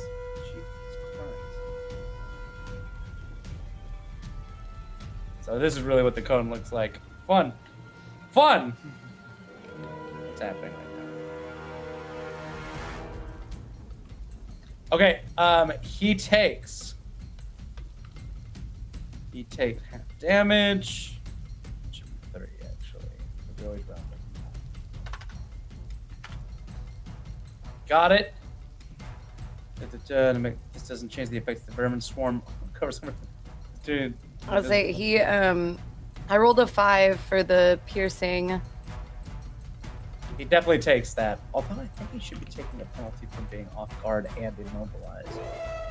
So Yeah, it doesn't say that you take half for the reflex save. It just says that if you it's because it says it's a basic reflex save. Okay, Anytime it's a basic save, it just means critical success, no damage, success, half damage, failure, full damage, critical failure, double damage. That's Okay, what got all basic saves are like.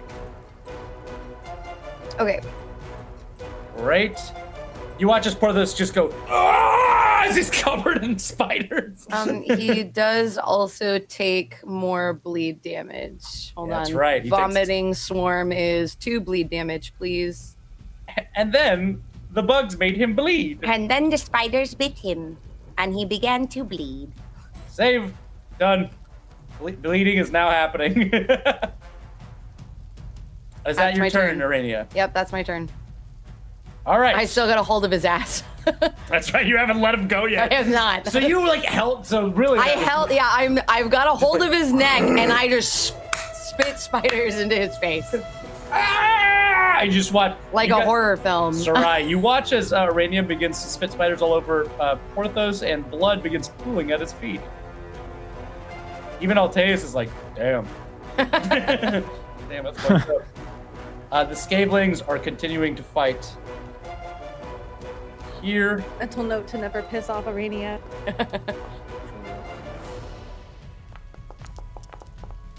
I just, spooky campaign. I gotta lean in hard to all of those horror stereotypes, you guys. It's really magical how you can be scary and adorable at the same time.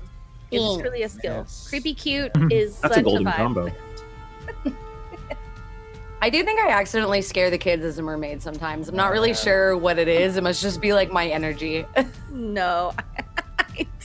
It's certainly not when I tell them I'm part siren and that they don't have to worry. I haven't bit anyone all summer. So they're gonna get 5 hits. 5 hits. Sorry, 4 hits. 1, 2, 3, 4. 1, 2, 3. Do you ever look at them and go, do you know how I'm part siren? And you're like, wee woo, wee woo, wee woo. Incredible, John. Never quit your day, John. Damage. You watch as the Scavelings continue to slowly just take little bites out of King Myron's visage with every turn.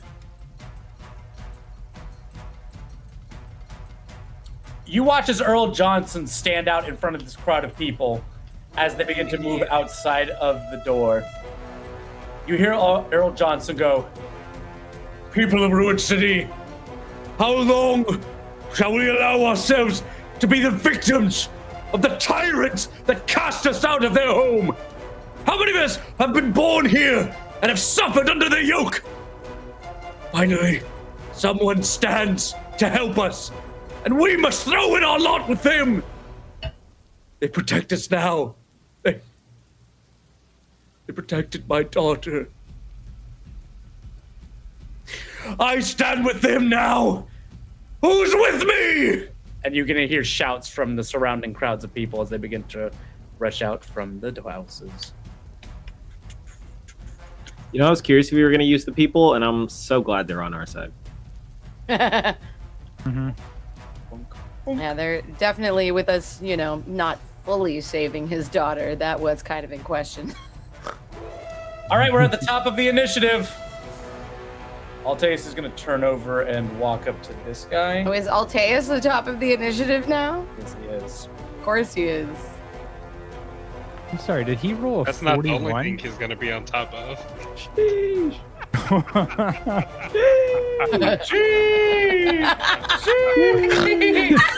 Sorry. I didn't mean to vocal stim in public again. Incredible. Please never change. Okay, actually, he doesn't need that second attack. Okay, hold on. Oh my god. You're rolling so many dice. Okay. Altaeus walks up and bludgeons this thing to death. It just takes Infernus Domine and with the fiery flames on it, just plunges it through the face of the stone, melting it like a lightsaber. Oh Is anyone else my having flashbacks God. of every single time we were real sassy with Altaeus? No, I was just about to thinking say, about, remember when he was Altaeus- chasing us through the castle? Real bold for some people that are real stabbable. Altaeus, have I ever talked about how I'm very glad that you were, however you're bound and not to be able to harm us? You watch as I believe this is an actual thing. Void healing, rejuvenation, channel magic, devastating blast, clutching armor, attack of opportunity. This must be super therapeutic for him. Yeah, I bet so. You watch as I really needed this.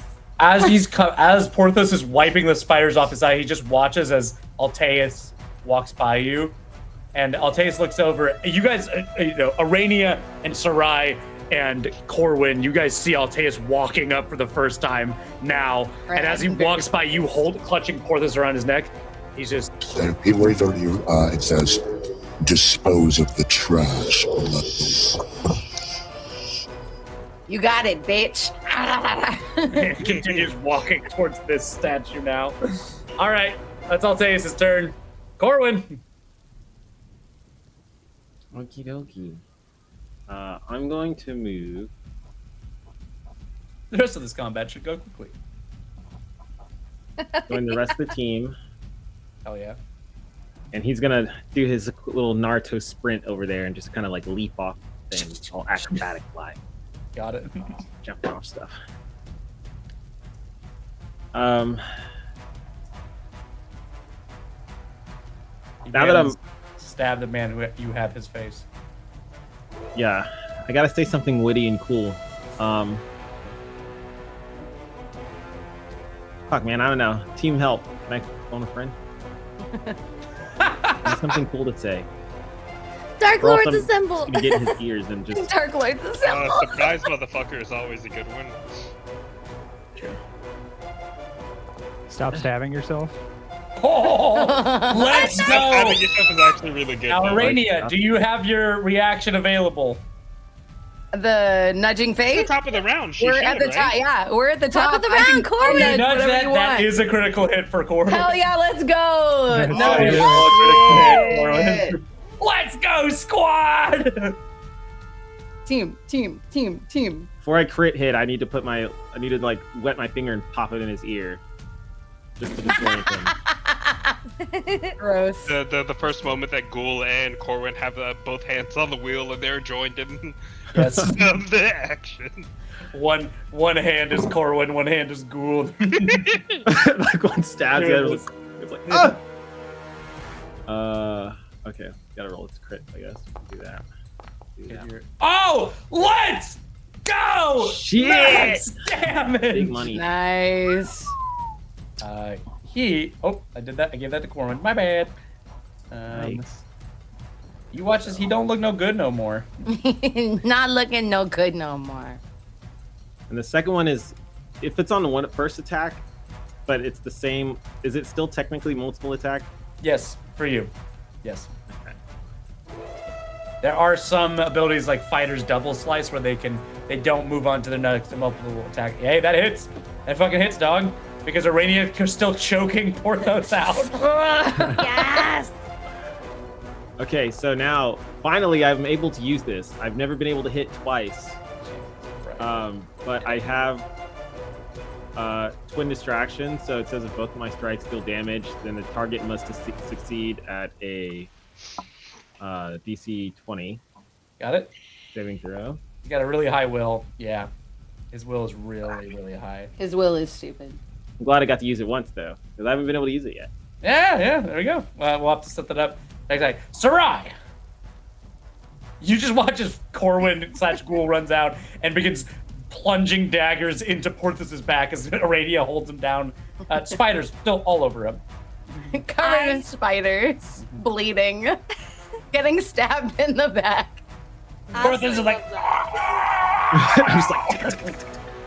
Freeze frame. Yep, that's me. I bet you're wondering how I got in the situation.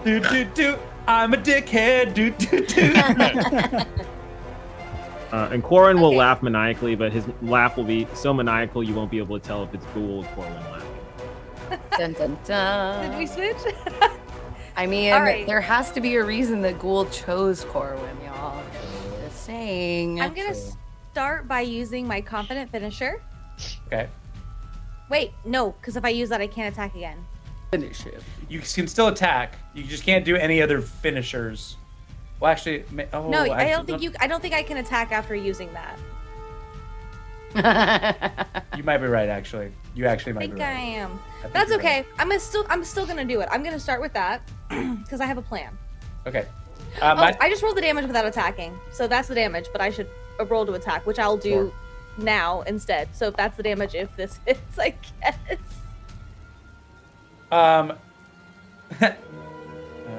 Yeah, that's really close to a critical hit as well. Actually, I cannot pull strings again. I'm so sorry. Can only pull on the threads of fate once around. You definitely stabbed the shit out of him again. Okay, good. And then Arania last turn puked up a bunch of spiders, right? I did. Yes. So this time I would like to use Tumble Through to get over here. Brilliant. But here's how if I can't use both of them at the same time, I'll just do one. I was gonna use Tumble Through, but just to add some flair to it, I wanted to grab a handful of Arania's spiders and throw them in his face. Absolutely. Please roll an acrobatics check, and then please roll. We'll use 2 actions for this acrobatics check, and if you are depending on your success level, I will let you demoralize him. That was disrespectful. It was lingered on the 20 for so long. It's okay. Actually, because of your check, you succeeded. Because he's currently off guard and grabbed and covered in spiders, so he's gonna be frightened 1. And then I should get. Do I get panache again for that? Absolutely. Sick. Okay. And then I think that's my turn, right? You did it. You killed it. You absolutely killed it.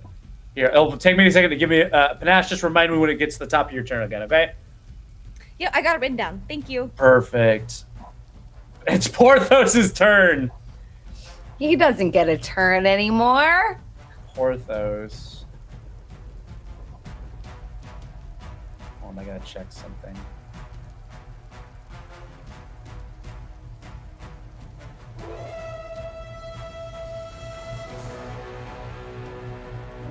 Okay. Unfortunately, he's just 2 steps away. Porthos is gonna try to get out of this fucking grapple, I guess. DC is 16 for him. Okay, he finally breaks the grapple. He's terrified and he's bleeding, though. Yeah. He's going... Corwin, you stabbed him a bunch. He's gonna use his reaction. He should have done this when it was your turn. But he's gonna do a holy rebuke. Technically misnomered. He's gonna try to demoralize you, Corwin. So what's your will save? It's got to be more than 6, right? It's got to be more than 6. Plus, like my your will bonus. Plus 10. Yeah, no. He's going to channel some power into his weapon. And then he's going to try to smack you, Corwin, with his mace. So that's a free action, an action. He broke out. A free action. He's going to use a second map ability to hit you, Corwin. And he's got 1 more action. Let's see if he hits with a +9. I can't imagine a 16 hits you. Mm-hmm. Got it. He's got one action left. He is going to try and dippity-do the fuck out. 5, 10. He looks at Alteus, and he looks at the rest of you, and he goes, Sovereign, protect me. And he begins to run away. Does anyone have an opportunity attack? I don't think anybody in this group has an attack opportunity. Aaron, I know I'm all the way over there, but can my voice echo out and be like, your god has no dominion here? Yeah. Yeah. Tell him. Absolutely. You just watch him That's a sweating hard as he's fucking line. wiping the blood and spiders off of his head. He's running desperately through the rain. Glint, it's your turn. He then takes two more bleed damage. Oh, Alteus is right there. Wonderful. I'm gonna use a fucked up thing that I've always wanted to use with Alteus, but Alteus never got to do it. So, Alteus is going to cast Aerobus, you mean? Aerobus, yes. He's going to cast this cantrip. Torture. Oh. Torture. Let's read this spell. When this spell, born of Kemnebi's sadistic love of torture, you batter a creature's internal organs, leaving no external sign of the immense pain you deliver.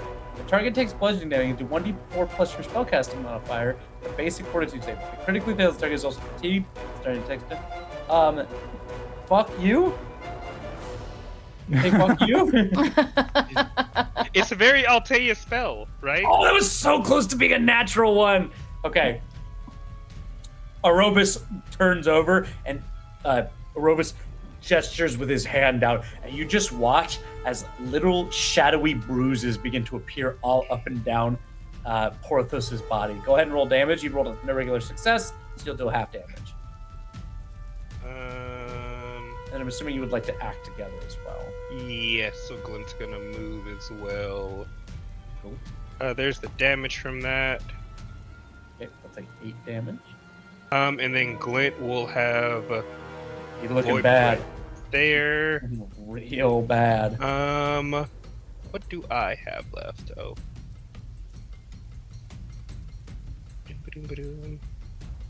I think I'm in range for this. With the last 2 actions, Glint's gonna give this bitch a taste of his own medicine. Gonna divine lance him? No, I'm harming him. Ah, yeah, On do who? it. On Porthos? Yes. He's an ass. Alrighty. He did that to me too. Let me roll the fortitude save. Oof. Luckily, because you frightened him, because Sarai frightened him, it's not a critical success, so he'll take half damage. Go ahead and roll damage.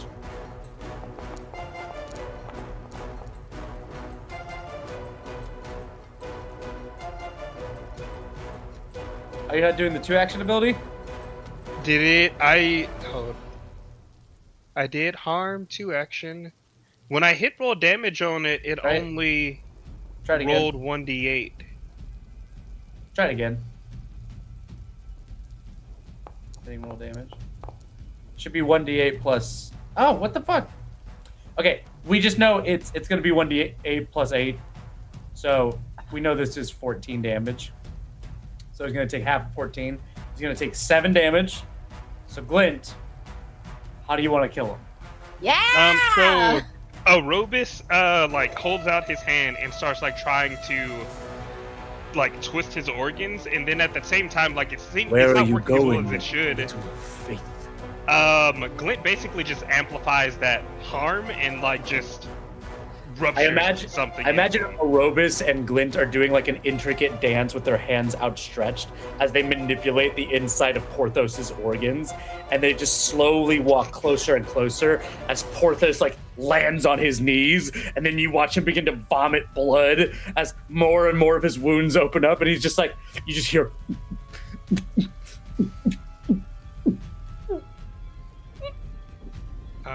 And in another catty one-liner, Glint will say, "May Sovereign's blessings go with you." Damn. I can't see the light. Porthos hits the ground.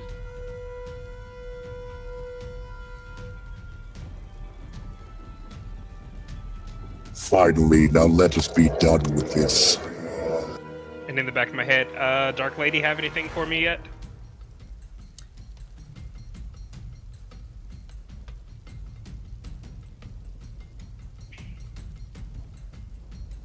Your friend shall see soon. And you can feel. And you can feel your eyes, like the shadows that dance in your eyes, draw you over to Ruben. Gotcha. Ruben, it's your turn. Ruben, you watch as two figures slowly appear in front of you. You watch as Umbra come over from where Glint is, and you can see Jeeves arrives, and they look at both of you and says, "The light, it grows from the temple, from the house of the chapel of the throne gods." Yes. No, sir. not the chapel run. Something is coming from the graveyard. Shut the fuck up. I fuck you. Something is coming from one of the mausoleums. Something powerful.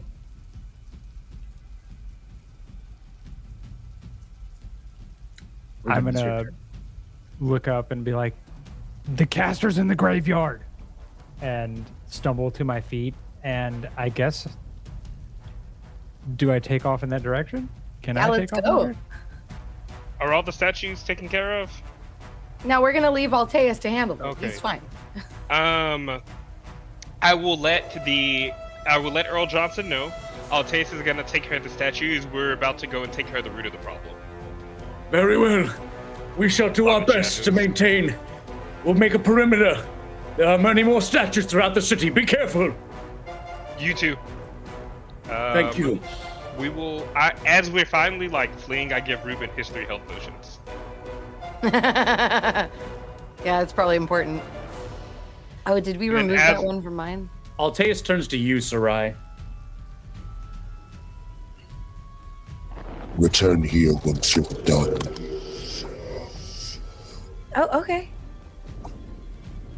I shall maintain this place as a safe area for the citizens of the city. Thank you, Alteus. He just nods. Chunk, chunk, chunk, chunk. You watch as the three-way fight between a bunch of rats, Leshy, Omni, Leshy, and the statue continue on. Actually, Alteus will go towards here and begin to help Bartok in the scapeways. Yeah, first. probably smart. The giant plant thing is mine. Don't fuck that up. Okay. Cool. I'm assuming the rest of the party dips out, Yeah. right? Mhm. I am. We watch as our heroes, finally out of initiative, begin to rush through the While we're out of city. initiative, I'm gonna slam the last 2 potions that So- I had. Go for it. Do whatever you need. I'm gonna Oh, shit, slam one great. of mine. Yeah, What? I have no opportunity for a rest. So. What a funny visual. We all just start rifling We're through stuff and popping running, out just and like throwing shrugging. shit Yeah, into our for real. mouths. I think I'm out of potions, so I got 35 HP. It is what it is. Battle healing. Oh, can I? I don't Can we think do I that have and run? Some of us have. Some of us Can I have use battle medicine healing. on myself? Can I Can I You can't do treat. stop? Woo, good roll. You can treat wounds on yourself. You just have to roll. You have to be trained in medicine to be able to do it. All right. How do I get those 3 potions from How do I Glenn? get the How do I have the potion? How I drink Ah, it? Don't I'm worry. not let that- feeling so good. I think you just need to put him in his inventory. I Aaron, got 'cause it. I just. I got it. Okay, cool, You cool, squares. cool. I'll roll 24 I medicine. think I How can many also heal heals do I someone do? too. I would say, Ghoul/Corwin has that ability. And then I still have 1 soothe left, and then I could force the wand to have another. How the fuck do you spell elixir? ELIXER. XIR. Yes. Elixir. IR. ELI. Oh, it's because I'm looking at ELIXER. It's because I'm not looking No, at IR. consumable. It's IR. XIR. I wasn't looking Is it? consumable. That's why. Yeah. It's It's IR. IR is right. Elixir. Damn, you're right. I know. You ever see a word and you're like, that just doesn't look like No, I only know that that happens to 'cause I me was all the looking time. at it. And sometimes it's a word that will have looked right previously, and all of a sudden I'm like, Yeah, no, and then that's all of not a sudden right. Like it's vacuum wrong. the other Yeah. day, I was like, there's no way that's how vacuum is spelled. I knew, but then I didn't know. I Right. forgot what word I was looking at, but I was looking and I was like, is that really how you spell that word? Are you fucking with me? I'm so bad at spelling. I double check it all the time, and then sometimes it's right, and I know that it's right. I've just checked, and it's still my brain is like, it's wrong though. I wonder, like, if that's a neurodivergent trait. Because Can I also Yeah. Anyway, later. can I also be not immobilized, not off guard, and not grabbed anymore? Please. Such a little baby. What if He asked so nicely. Also, depending Let's- on how much bright light we're walking It to, looks like you're drinking Glint's mustard. definitely holding on to someone's shirt, Yeah. robe, elbow. Glenn, do you want to describe your backlash 2, please? Yeah. So my backlash 2 is that I have started to strain against the light, and it's antithetical to my unnatural form. Until the next daily preparations, any target in bright light is considered concealed to me. Ooh. Yeah. Ouchie. And you're like starting to lose like corporeal form, right? Yeah, no. Yeah. If I get to severe, it's I honestly, can you? We've waited. It's been the whole season. We never got there. Can you please read your backlash 3 for me, Clint? Because it's one of my favorite. So, you stand 1 foot in reality and another in the shadow plane, and you see in both worlds simultaneously. Until your next daily preparations at the start of your turn in combat, make a DC 5 flat check. If you fail, you're confused for that turn as you combat the things that taunt you from the plane of shadow. While in this state, you can use 1 action to flit into the shadow plane for a moment and teleport 30 feet. While you're in the shadow plane, time moves differently. Many explorers report the inexplicable feeling that much more time was spent in the shadows than it looked like afterwards. Wow. I just feel like, Aaron, you made all of these powers. All of our powers are not Pathfinder. It's just AA run. Yeah. You just made Okay, them up. real quick. I rolled a 24 on my Healy check. My medicine. What do I roll to heal? How 2d8. much? Thank you. Actually, if Kinsey nudges that, it'll be 48. I don't want to you. use Uh. Queen. You beautiful, wonderful. It's a cantrip perfect. for her. As long Yeah, as she it's a has cantrip. time, she can do it. Oh my god. Oh my god, I'm healed. I'm healed. at I've you. never been damaged before. I'm fine now. I didn't click to apply it. I fucked up that. It's okay. So I gotta okay. go back and I'm so chat. proud of you. She was never punished. I was very excited. Not even once. I've never even had a bad day. It's all sunshine and rainbows over here. That's how I feel right now. Rainbows. I've used my dark powers like 3 times in a row now, and I have not gotten any backlash. I'm like, Is that- never Glint's like, Not punished. somebody knock on wood. You're lucky, kid. Okay, sorry. Okay. Somebody, everybody paid. Oh, I made my dog bark. She thought somebody was knocking on the door.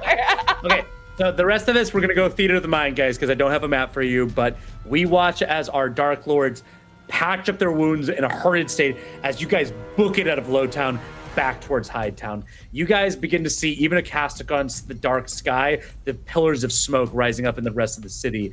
There's even a moment where you guys hear the crunch and crack of another statue walking through the ruins of a discarded house. You watch as it turns towards you for a moment before you guys rush past it, getting up to Hidetown Market. Eventually, you get through Hidetown Gate, past the Rose Ring, and race towards the Chapel of Thrones.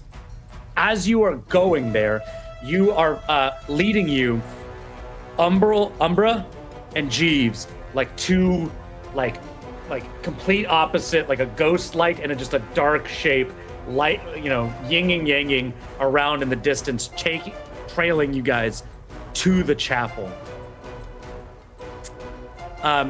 As you guys walk up, you look at the Chapel of Thrones and you watch Glint, your shadows, including Eclipse, are all standing in like a perimeter around it, unwilling to trespass through the wrought iron gates. Reuben, same thing with your ghosts. Each of them standing there with their various mortal injuries, gazing inward, like a strange wall. I'm gonna look at Jeeves and be like, "You did good. Go back into the city. If you see anyone else, any people, tell them to get to the square." As you command. must Same. Umbra Eclipse do the same. Holy gift subs! Oh my god! Oh my god! Oh my god, T.L. Holdren! My boy! Came in right at the end. Oh my god. This is incredible. Holy shit. Thank you, you. brother. Thank you so much. Oh my god. Holy wow. Everyone give it up for T.L. Holdren. Everyone give it up for T.L. Holdren. Thank you, T.L. Holdren. Thank you. Thank you so much. T.L. Holdren, I will give you a grave in the graveyard for having done this. So thank you. Weird but thoughtful reward. Of course. And that's how we keep it here at Nerds Can't. Weird And but that's thoughtful. how we roll. Let's do malicious, actually. Because I want there to be kind of like a sense of... you guys are standing outside this wrought iron gate. The Chapel of Thrones rises up above you, this huge steep cathedral that has been completely boarded up ever since you've arrived. None of you have dared to approach this chapel, but here you stand now. You watch as Eclipse comes up to you, Glint, and whispers in your ear. You must follow the strands of light. The magic, the divine magic will lead you to where you must go. The mortuary is out there amongst the graves. I feel like that should be pretty easy for Glint to do, since I imagine he's kind of seeing in contrast right now. Fair enough. Yeah. Somebody either breaks or opens the lock on the gate. I'll I give me can- a roll athletics. Go for it. Or you can, Or do you want to do it? You want to pick the lock? JK. I can pick the lock. Yeah, go for it. And then if you don't succeed, Ruben can break it. Sounds like a good backup plan. What do I roll to pick the lock? You will roll thievery. Is that how that I makes pick total lock? sense. I get it. Yeah, there you go, buddy. Corwin, you pry open the lock. It shudders to the ground with the rusty chain that was closing the gate. You walk inside to the hallowed ground of the Chapel of Thrones. That's hallowed ground. Yeah, I yeah. love you so much. You're so talented. Please shut the fuck up. Aaron, please don't That was make me so purchase savage. a plane ticket to come fuck you up. You're so I right. love I'm you so dearly. sorry. I'm so And if I sorry. ever hear you speak to Kensington, You're so right. You're Queen so right. Kensington the Fifth, like that You're so again, right. I You're will so have to right. fly to where you're You're at. so right. You're so right. But it'd be fine if the mermaid bitch did it, right? Shut the fuck up, Yeah, Kinsey. I really need you to shut the wait. fuck up. Just please. No, that's kind of hot, and that's a problem that I need to address later with my. That's something I need to address later. I never said that people with other dark artifacts couldn't meet their mentors, the others' mentors. Really now? Well, who do you think walked down and told your leshies to come find you, Kinsey? Not the mermaid. You're saying that's what. I would like to meet the mermaid. You guys are walking into the graveyard, and you see there's many gravestones all around you. But as you cross the threshold, you begin to feel like goosebumps all over your skin, as there's a wrongness in the air here. Something is almost like you walk into a room that no one's been in like 100 years, and the air just breathes different. You guys like orient. stale. Yeah, you guys orient yourself towards the graveyard, but a massive graveyard of stone graves covers the entire side of the entire northern and eastern side of the Chapel of Thrones, depicting all manner of graves from each of the gods of law. Modi, Sovereign, Liska, Stygius, Batora, all of them cover this entire area of the graveyard. What do you guys try to do to find this grave? I use pulse. Right? Like this person is going to probably have a pulse. While Arania does that, Glint's going to Valid. use a combination of the information that Eclipse gave or Umbra gave him, and then also detect magic. Lovely. At this point, I think I have to roll a 20 to not suffer backlash, right? Yes, you do. Yeah, okay. So, like, we're probably heading into backlash 1. That's fine. Ruben's gonna climb That's fine. the tallest thing he can see, and then like try to see if he can see anything through like the massive stones. You guys definitely got it by this point. So Arania, Glint, and Ruben. Ruben, you climb up and you begin to look over, and you just see graves as far as the eye can see. Several mortuaries stand for what looks like impressive noble families that may have lived in Mirangald before the eventual fall of the city due to the old Dark Lord. Glint, you gaze into the air, and as you begin to sense magic, your eyes, completely black as they are, in their reflection, you begin to see these like infinitesimally small golden threads reaching up through the air, almost like somebody's like weaving these long parallel golden lines as they go deeper into the graveyard itself. Arania, you, as your pulse activates, your eyes become bloodshot and red, and as you begin scanning, you notice there is the faintest trail of a blood scent line going deeper into the graveyard. I did not hear a single thing that you just said there at the end because you weren't talking. Oh, I'm loud sorry. enough. I forgot you. You see in your pulse, Uh-huh. you see a scent line of blood like in the air going deeper into the graveyard. Okay, great. I have to be able to see them before I can ask questions, right? Yep.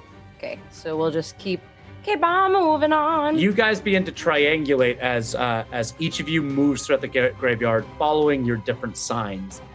Ruben, you from your privileged position, you see Arania and Glint you should begin. be used to that privileged position. Oh! No! We're all friends now. Stop it. Hold on. Oh, we're getting a music change. You watch as Glint and Arania begin to triangulate on what looks like a very old, ruined monastery. And you notice it has a symbol of what looks like a stone mask hanging above the sealed stone door. And you guys all kind of like, it's just all of the gold lines lead to this one monastery.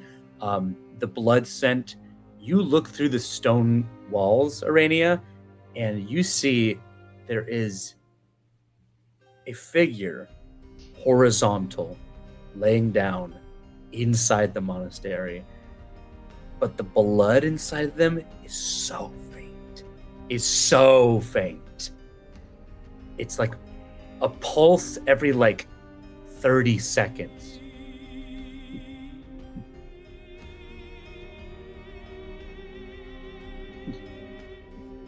Slow, deliberate, way below the resting heartbeat of any naturally living creature.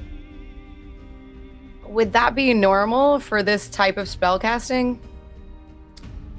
You're unsure, but this doesn't seem normal at all to you. Whoever is in there is like barely clinging to life. Well, let's help them let go of that last grasp. You guys push open the doors and you see a small, barely kept together piece of what looks like sovereignite worship in this small tomb.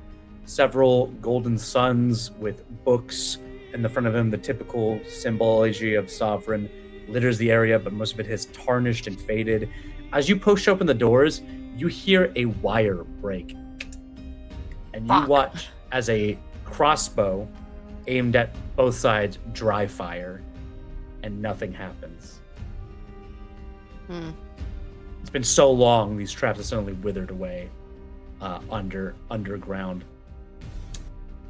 In the torchlight, in the vague light of this room, only one sarcophagi is left at the very back. And is that where the pulse is coming from? Yes. They're in there. Can I lift the cover off? Watch, this is gonna like be that kid or whatever you guys keep Which talking kid? about. The one that became the Dark Lord or something. I hope not. I mean, if it is him, on one hand, I guess he deserves this. I understand, like, how he would have come to this spot if it is him. I sure hope it isn't him. I assume his dad said he's still around somewhere. What if they popped him in the sarcophagus? No, I think something told me. I don't have my notes in front of me. I think I need to go to the forest for that quest line. Oh, okay. The Lady of the Lake said no. Said no? Said that he wasn't alive. Essentially, he wasn't here. Right, but it was something in the forest, right? Like I know there's like the thing in the ravens for the forest, but I think she also said, or someone also told me there was, huh? No, she told you about the hidden. There's a boarded up room in the castle. Oh, right. She said to go seek out his old mentor, Edwin's old mentor. That's what she told you to do. That was in the castle, not the forest. Correct. As Reuben slides the top of this lid over, you guys look down and you see a nearly mummified man in simple monk's robe, covered head to toe in scrolls similar to the edict that Porthos was carrying. He is completely bald. His skin is white and wrinkled and leathery. You notice that his eyes have been sewn shut, and so has his mouth. And as he sits there, you watch as only small tremulations in his body, and as a camera looks down at our 5 Dark Lords looking down at this body, with the twitch of his arm, we cut to somewhere in the city, and a statue punches through a door. With a twitch of his foot, another statue breaks through the ground underneath another building with his foot. And it's at this point you realize that, Reuben, you know what this is. And Glint, so do you as well. This is a Stoic. One of the famed warriors from Requiem that deny themselves pleasures of the body, pleasure of wealth. They vow to silence. They vow many different things. And by denying themselves in this, they are able to interface with the hollowed masonry that is all these different statues. And this guy seemed to be controlling all the statues in the city. We can interrogate people from the soul well that die here, right? You can interrogate them by taking their skull to that spine that Sarai has. I could also the spine that Sarai has. If we take a skull, we can put it on it, and then it'll talk to us. Oh well. We don't have to keep anyone alive to interrogate them, y'all. It's true. We like could though if we wanted to. I'm just saying we don't have to.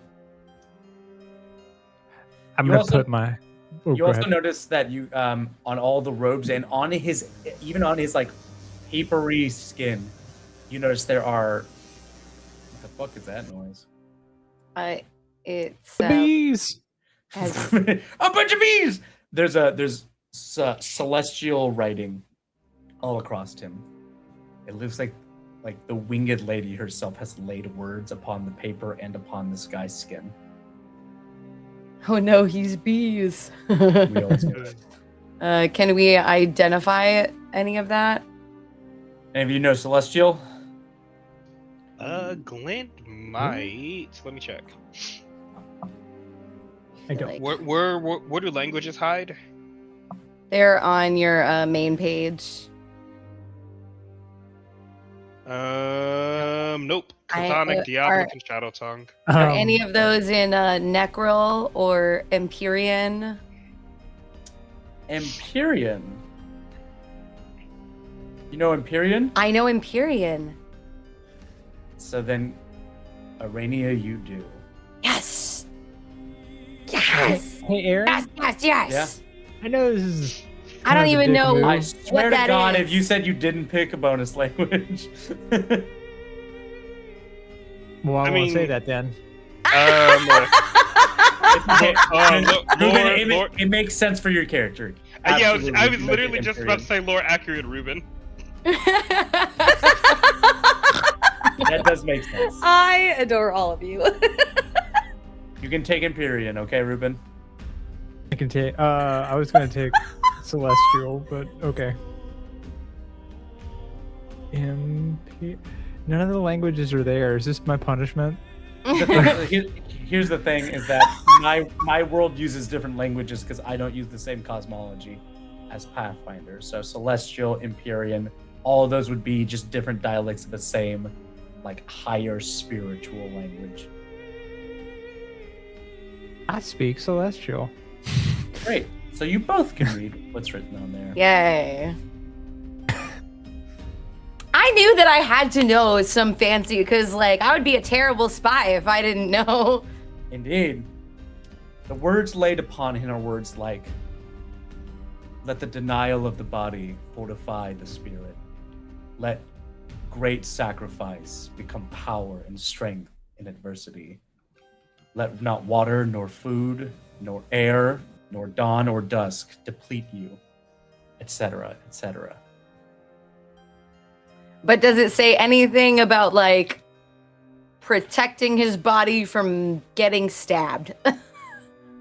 No. Great. Maybe that's why they put him in this hidey hole where none of you or your dark servants would see. Can I'm gonna take my axe out and just like rest the blade against his neck and be like, You watch I as can't- he reacts a bit when you go. you can't see, you can't speak, but I know you can fucking hear. Porthos is dead. Call off this attack now, and we might let you live. Glenn's shaking his head like, no, cut his head off. I'm There's no literally knife like, here. Two party members being like, well, Sarai and Corin / School are like, he can't see us, so I'm just like,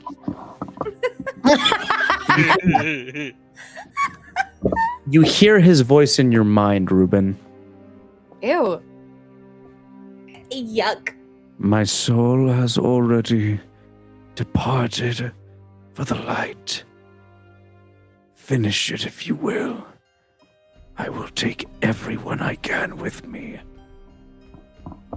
Could you imagine if his soul didn't actually depart for the light and we just go up to the soul well and was like, hello, you're bound to us now. I mean, you're gonna work guys- for us 1 year for every you guys person want to you talk to killed. your fucking spirit lord and yank him before he makes it to the underworld? yeah. I So sure do, because fuck this guy. that's what I'm gonna do. I'm gonna take the amulet and I'm gonna like put it in my fist and I'm gonna punch like straight through his skull. And then, like, as I pull my fist out, I'm gonna rip his soul with it. It Nice. breaks like a vase. And can I get a dark power check, please? Dark powers, dark powers, dark powers. Oh, I didn't get to ask him any questions. Fuck. His jaw still works. We can put it on Sarai's thing that I don't know if I in character know about. You do. I think we all saw it once. Okay. I think I told you guys about it, but I can't The remember. jaw It's been a looks like minute. it still works, so you can probably ask him questions. We haven't really had a chance to. We have been on 100 for like the whole campaign, so I mean, he's also been in this coffin for like probably as long as the statue trap has existed, which is probably like, I don't know. He could be like, have been here like 100 years or something. well, let's A literal sleeper agent. Ruben has his soul. Let's do something with it. I'm sure we'll be able to figure. You watch as Put the it soul, in your pocket. You watch as the soul. You watch as the Reuben, the kind of like light of his soul, fill into the opal in the center of the amulet of souls, and you just watch as like a tiny little toy soldier. You see like a hand pressed against a mirror, and then another, and then you see what looks like a much younger version of the man's face, kind of like look around as you trap his soul inside of the amulet. Look at us. We're your gods now. It's finally happening. You trapped someone's soul in the amulet. Oh my god, isn't that what's in the title sequence?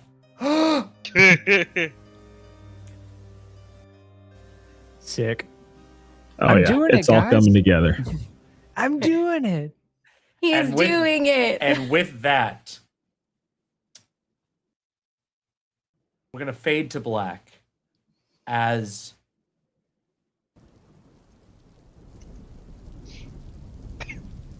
we watch as the rain and the hail slowly clatter across the rooftops of Ruined City. Some of the black smoke of the fires have given way to the white as the rains purify and settle them down. You see hundreds of people out in the streets of Ruined City beginning to walk towards the low market circle. And our camera slowly looks over each of them as pieces of rubbled statue litter basically everywhere in every direction around the central hub in the middle of Low Market.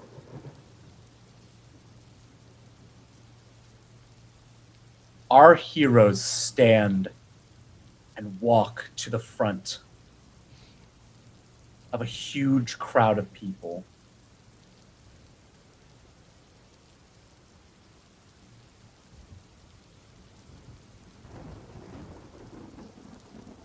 Sarai, Arania, Reuben, Glint, and Corwin.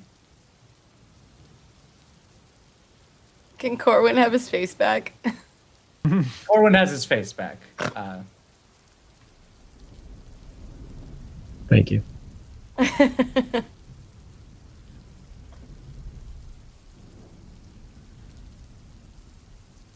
I got you, buddy.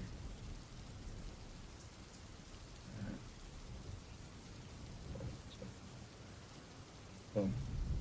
Oh, shit. Where's my portrait? God damn it. It's fine. I'll fix it later. We watch as our Dark Lord stand at the head of this gigantic crowd of everyone in Ruin City. Alteus pulls the body of Porthos and places it on the now no longer burning pyre and places it right where Reuben once was, and leaves it there on top of it and steps off to the side. The Eye of Sovereign finally closes. Sovereign, shut up. Sovereign. Fuck off. I hate you all. And finally, as you're standing there with all these people looking at you, all of these different people that have just been through one of the worst attacks Ruin City has been through in decades worth of time. The hail finally gives way to a beautiful, clear day. I know that you couldn't possibly have seeded that, but it still feels like you seeded that. You watch as daylight begin to fill the square. Wow. And Glint has to hide. It literally cannot see.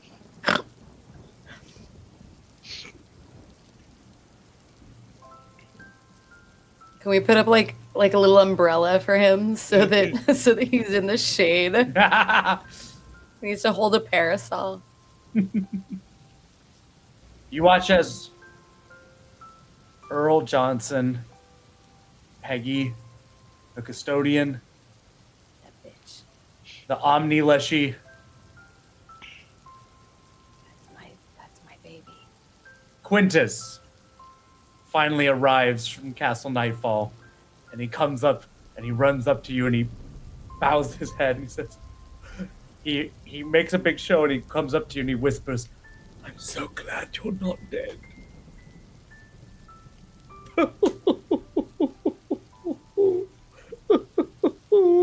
Are you fucking crying right now? I'm sorry. I'm so emotional. Oh, that's okay, buddy. Go ahead. As these people are gathering in front of you, Alteus steps out from behind the crowd, from behind you guys, and holds his swords up, and then turns towards you. What do you want to say, guys?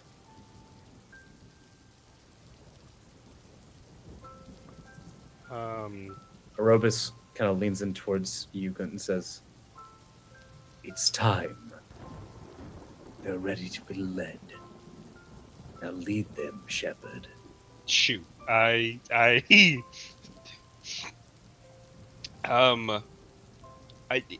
like to imagine that Glint's facing the wrong way. Peering out from the cloud, Yeah. from the, I can't see a fucking thing. But he'll say, "I don't think we've had the pleasure of meeting most of you. We've been doing our best to deal with the gangs that had been, for lack of better words, plaguing you guys for as long as most of you can probably remember. But we are our new Dark Lords, and as we've said to Errol Johnson before, we're going to do our best to make this city as safe as it can be for you all to live in, and we will not yield now or ever to the tyrants of Ruin City." Requiem. Requiem. See, I almost said Sanctuary, and I was like, I that's got the you, wrong buddy. one. Yeah. Of Requiem. Also, they're over there. Oh, I turn around and say that again. And we're all new to this. We are awash with dilemmas and deficiencies. Oh my We're god. doing our best to find our footing so we may serve you all better. Just give us time is all we can ask for.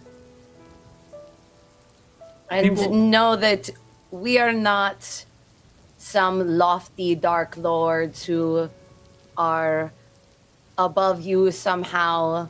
We have all been you, or are you right now. We are the victims of circumstance that put us in this position where we can help. I myself was born not in this disgusting city of Requiem. I was born there in the Dreadlands.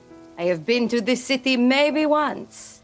You see other fletchlings, just like Corwin and Glint, nod along. People clearly born on the corrupted soil of the Dreadlands stare back at you. They say we were born under a cursed star, and that is what makes us this way. Well, I say the only star in the sky that is cursed is the one that shines above them. And it is time that we show them. People begin to clap, slowly, and then up Anybody into an else? uproarious cheer. Earl Johnson raises the cane that he was using to steady himself up into the air. And you hear the cries of, "Hear, hear! Hear, hear!" Sarai, I say, Ruben? who's next? Corwin. Sarai actually, it'll be quick. Sarai doesn't have anything to add to the crowd. She feels like her friends are covering it, but Sarai does have this moment where she thinks about where she started as a rebel with these high hopes to make things better. Maybe these like pie in the sky, unrealistic dreams.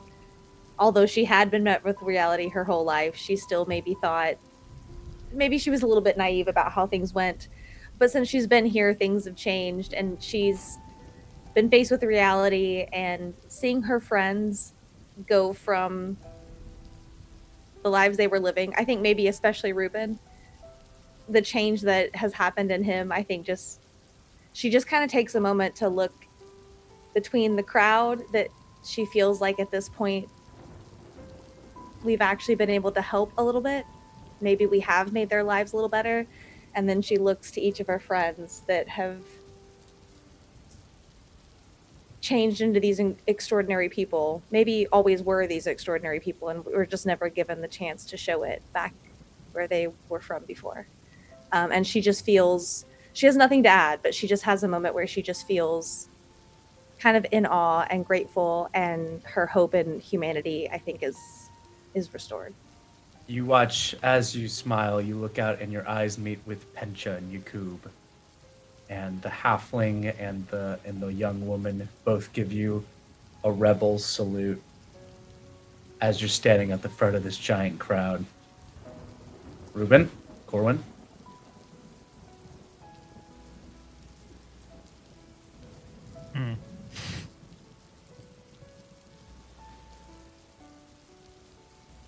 You don't have to if you don't want to, but if you'd like to say something.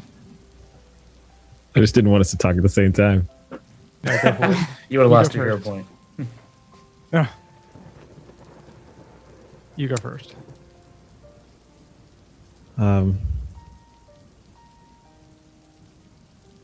Warren's gonna take off his hood. Final, he takes off, and then he's gonna address the crowd. Slick his hair back and just show his face. No kidding. But he's gonna address the crowd and he's gonna go through a little bit of his backstory of losing his friends and family, and that he knows that they have all lost and suffered as well. But he's seen the light and being able to coexist and work alongside others who are different from him, that might not understand people. He might not understand other people, and they might understand him, but they found ways to work together. Now I'm getting into my Korean accent. There we go. And if there is more to be done, then it shall be done together. And then that is his promise to the people as their Dark Lord. You watch as former Crusaders stand next to former rebels. You watch as cultists stand amongst regular folk. You watch as rats hang on to a giant vine monster amongst the crowd. Truly, as different people as ever could be.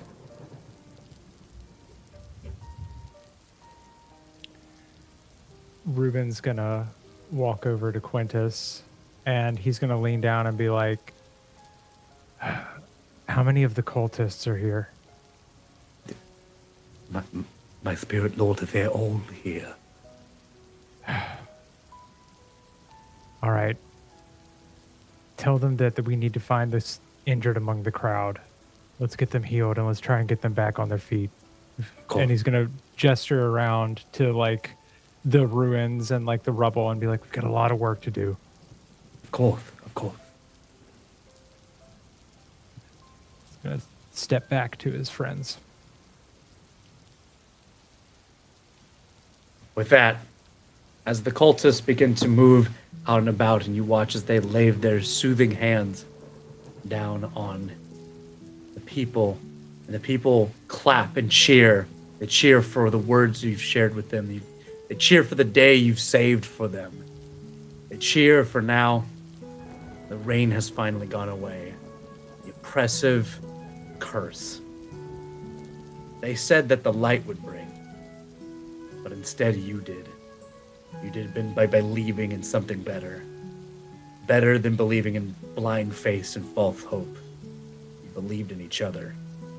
In something good despite for all the bad. As the rain finally stops,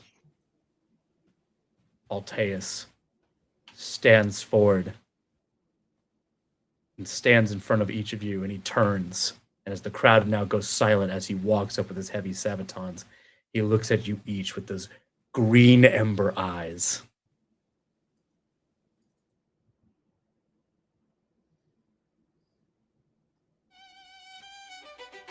And he begins to sink to one knee. And as he draws Infernus Domine, he raises his green flame bastard sword up into the air. He says, I hail the Dark Lords. Hail. And the crowd begins to chant in repetition, All hail! No. All hail! We don't want more hail. That was actually really annoying in the fight. You watch as, with a flick of his wrist, he lights the bonfire behind you back on with green flames now, and the bodies of the Inquisitors begin to burn. Hell yeah. Beneath the chant of the crowd, you hear his voice rumble out one more time. You made them believe in you. Now the work begins. Now you have to earn it. Do not fail them.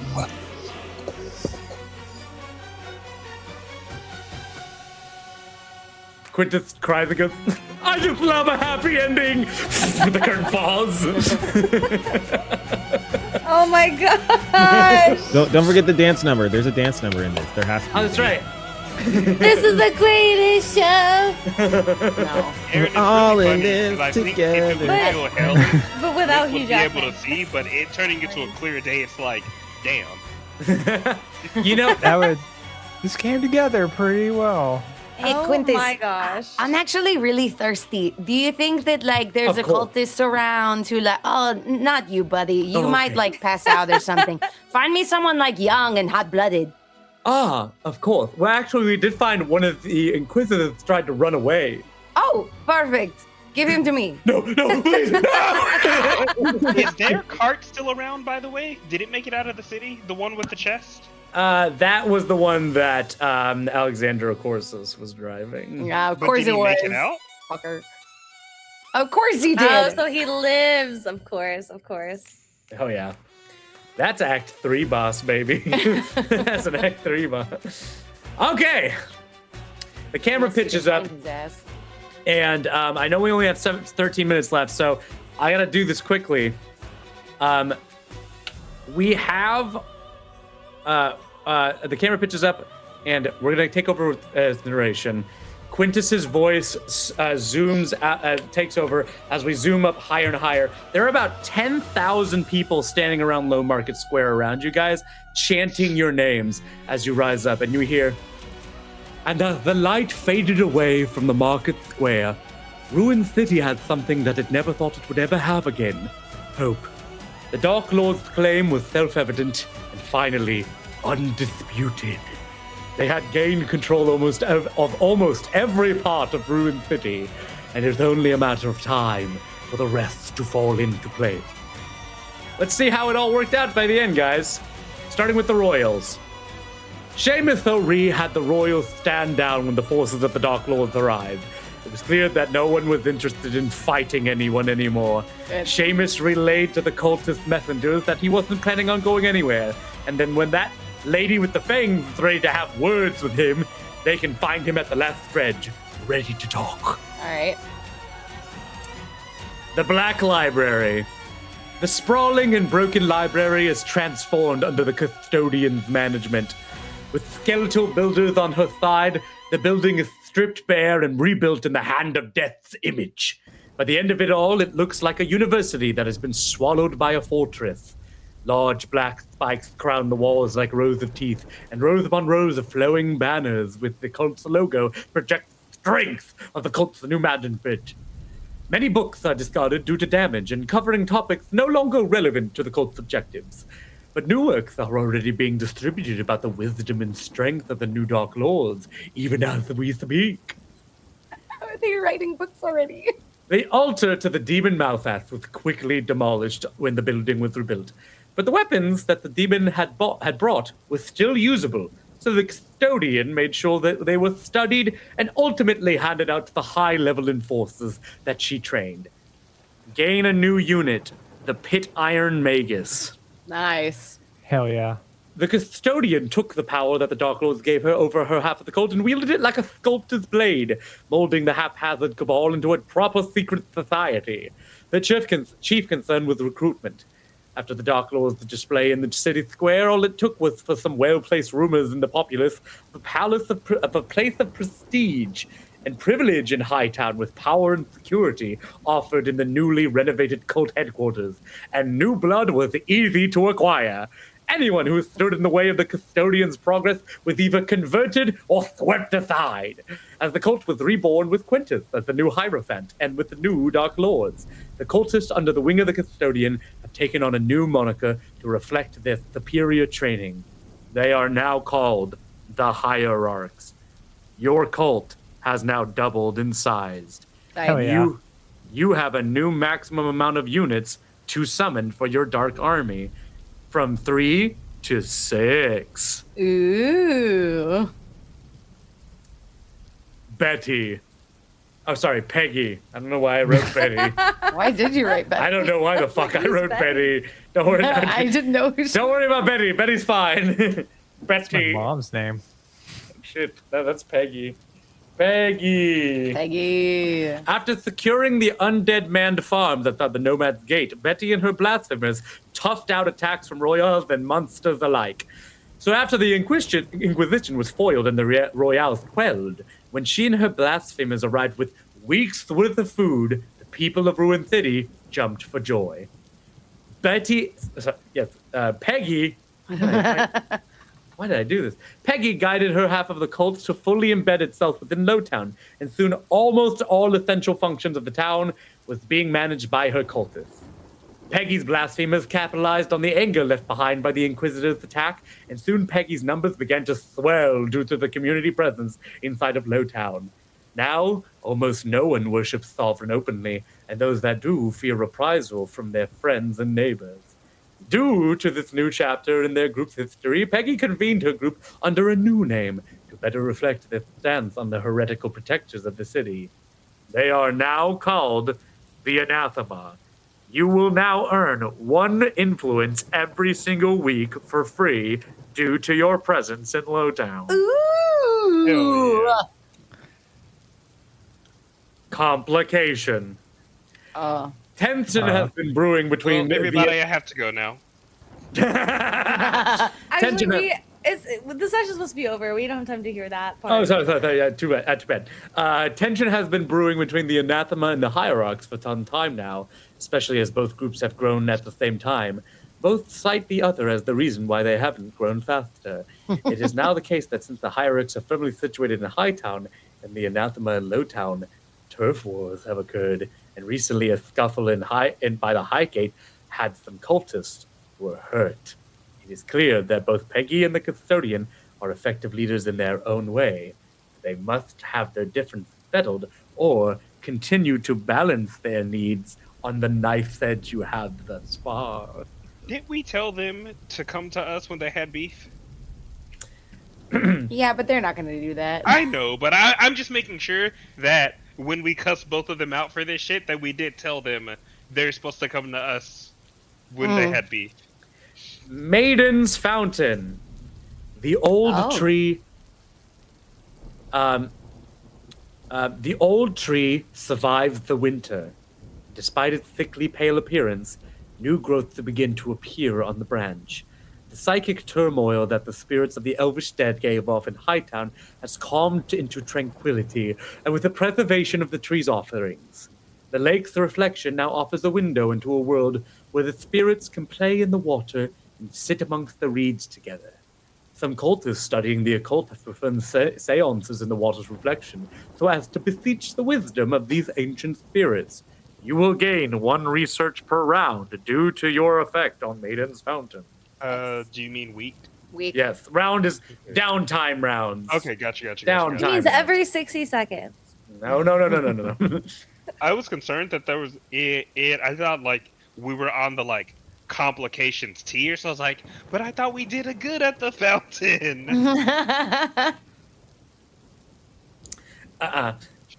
The Rose Ring. No, that's the only complication you guys have. That's it? Well, there's. Hold on. Okay. The former hideout of the Brothers' Banquet is in the process of restoration along with the rest of Hightown. Cicero's Children of Hunger have brought a contemplative peace to the once spectacular arena. The children have rebuilt the vine walls along the high outer ring of the Colosseum and are in the process of returning the ring to its former glory as a place of honorable combat, pleasing many of the ghosts that still cling to the history of Mirangold. Clive, on the other hand, has put his own spin on things. He has been negotiating with certain free-spirited men of means in Abyssal Bay, and it currently is looking for approval for fights against the ruined city's most fearsome creatures of the night, promising riches and glory to all those who dare come to the city to fight in its deadly battles. And for those who do not survive, well, there are still 500 mouths to feed down below. That's actually a pretty Yeah, I was gonna say, if bad it's idea. consensual, that's a really good solution for that.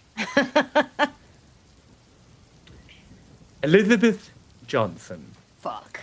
Elizabeth spends most of her time in her quarters on the second floor.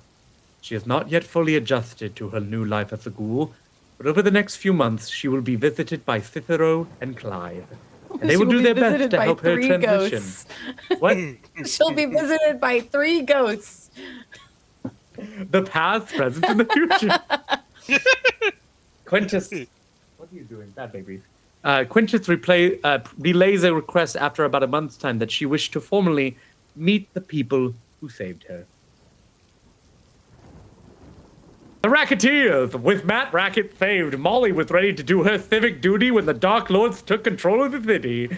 She picked up several old Royale warehouses that were abandoned and soon became the only game in town where people go to relax and indulge, which ultimately meant a new stream of tribute for their Dark Majesties. +1 tribute per round. Nice. Unfortunately, this newfound peace cut into her dreamstick business, so she has developed a new product for those seeking some exhilaration. Rush. A drug that Crack gets... cocaine. Methamphetamine. The drug... No, it's called Rush. A drug that gets the blood pumping and be found at any local street corner near you. Oh, God. Abyssal Bay. Abyssal Bay is still the mess of scum and villainy everyone's told you about since you first arrived. The only major change that can tell you can tell is that the mercenary ship that was docked there has shoved off to calmer ports while the Inquisition attack rocked the city. Turns out, since the Royales are not paying them to keep the docks under control because the Inquisition is no longer paying them, there's no reason to stay. Especially when some spooky Dark Lords are taking over the place. They skedaddled and left a half-wrecked Milesian ship in port that they had towed in. However, due to some of their people being saved during the banquet, a note was left at one of the local taverns. Moonshot Isle, 2 months. After that, we're gone. There's a section that's still flooded inside the city, and a mysterious infection called the Barnacles is making new ships landing at the bay not ideal. You may want to deal with that. We would have if we'd had the time. And with that, you watch as, after this week of the town repairing itself, Earlfall finally gives away to Midfall. And with Midfall comes the flurry and snow that the northern lands of Mirancult are so accustomed for. But good news, no army could possibly march through all this snow. Yes. And with that, you guys will have 3 months worth of downtime. Yes. To be able to attend to your kingdom, which luckily, the undead do not care for the cold, and they will be able to repair Ruined City. The last thing we see before the camera leaves is we watch 3 months quickly pass over Castle Nightfall and Ruined City. And like the Game of Thrones opening, we watch as buildings begin to build up, repairs are made, restorations are completed, and by the end of this 3 months, with a core of like 5,000 skeletal builders, Ruined City doesn't look so ruined anymore. Castle Nightfall looks like it's ready. It looks like a proper fortress to house our new Dark Lords. Credits. Glenn proceeded to take the next 2 months and 3 weeks on vacation. Not me. I still got shit to do. Like No, a lot of it. Kidding on that. Remy plays Glint.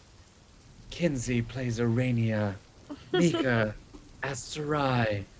JK, Corwin /Groove. John is Ruben Garuth. Aaron. Cora / school he meant. Yeah, I think you said Garuth twice. Did I? Oh fuck. Yeah. In It's all right. the most non-pressuring way. Not just gonna hit the intro button again. as the outro. Good. I thought about it. No. We watch as the intro begins to play, but it suddenly gets caught off halfway. The black. Some big credit scene. End of credit. I'm gonna. I'm as fucking. I run this shit like a show. In the middle of the credits, we hear a black Shit show, you might say. shit show. Indeed. We hear a screen that says, 3 months later, in Requiem. Oh no.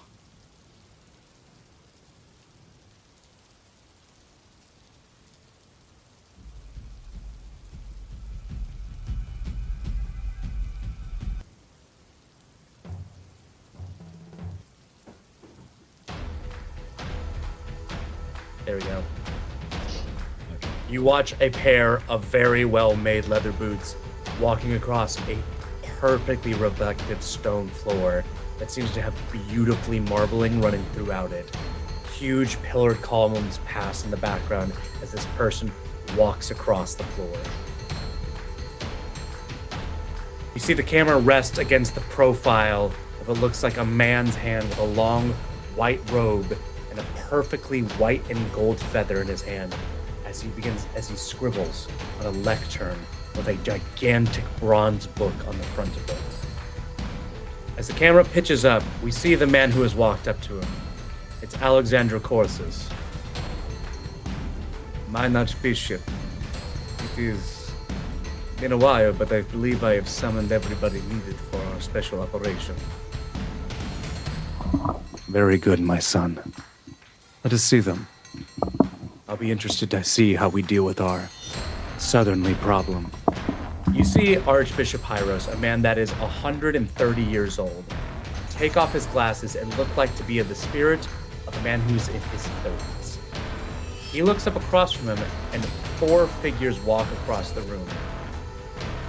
A man in plate armor, carrying a cutlass, takes off a mounted cavalier's helmet. A man that Reuben would recognize as Janus Margrave, son of Julius Margrave, the blind baron of Secundus. I've come as you've asked, my Archbishop. I can't wait to get back at the traitor and the rebel bitch that helped kill my father. Rebel bitch. Rude?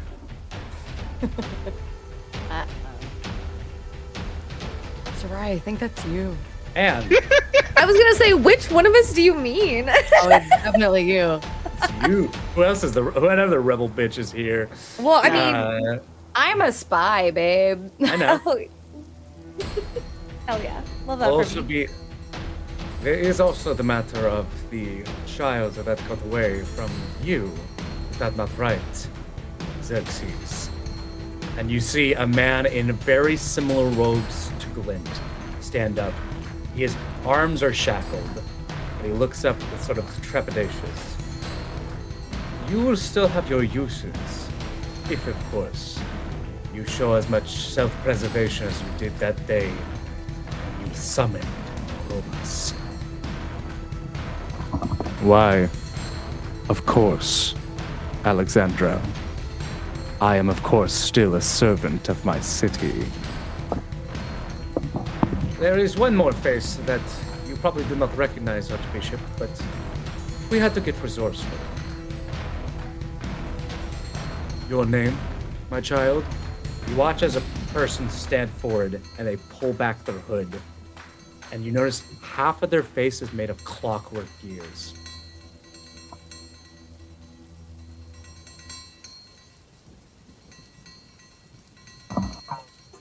Who I am isn't important. All you know is that I seek the death of the one they call Ghoul.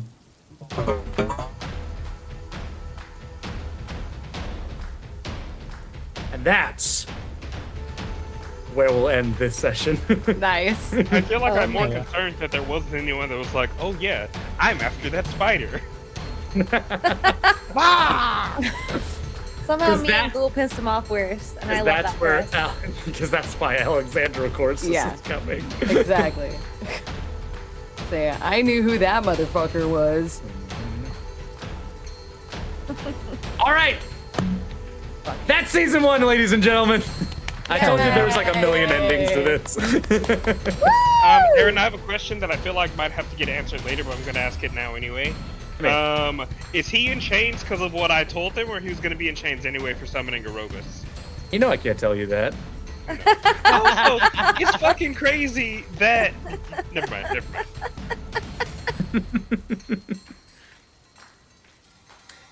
Alrighty, guys. Well, thank you for coming along with me with this journey. I do want to go over stream memes, but obviously everybody has to go. We're kind of going over time right now, but I'd like to go through stream memes Do the if you can. memes anyway. Easy. Alteus. Thank you. The favorites? There's favorite moments, please. Sarai, go ahead, go next. The fucking Avengers Assemble moments that we all had this whole Avengers. last session. It was we worked with each Yeah. other so well. It was fucking sick, and I'm proud of all of you. Sick watching all of you use all of your special abilities and stuff too. Yes. I really liked the Alteus moment too. I'm trying to think if there's another one that was like, I mean, like obviously a lot of it Arania was. vomiting spiders was sick. Yeah, that was I pretty was fucking gross, genuinely shocked when the Leshy became one really big Leshy. I was not expecting that. So cool. I had that idea today. Today is For what a I second, I was like, "Is that on our side?" And then I was like, "Oh, okay, hell yeah, hell yeah." That one's good. That's a good one.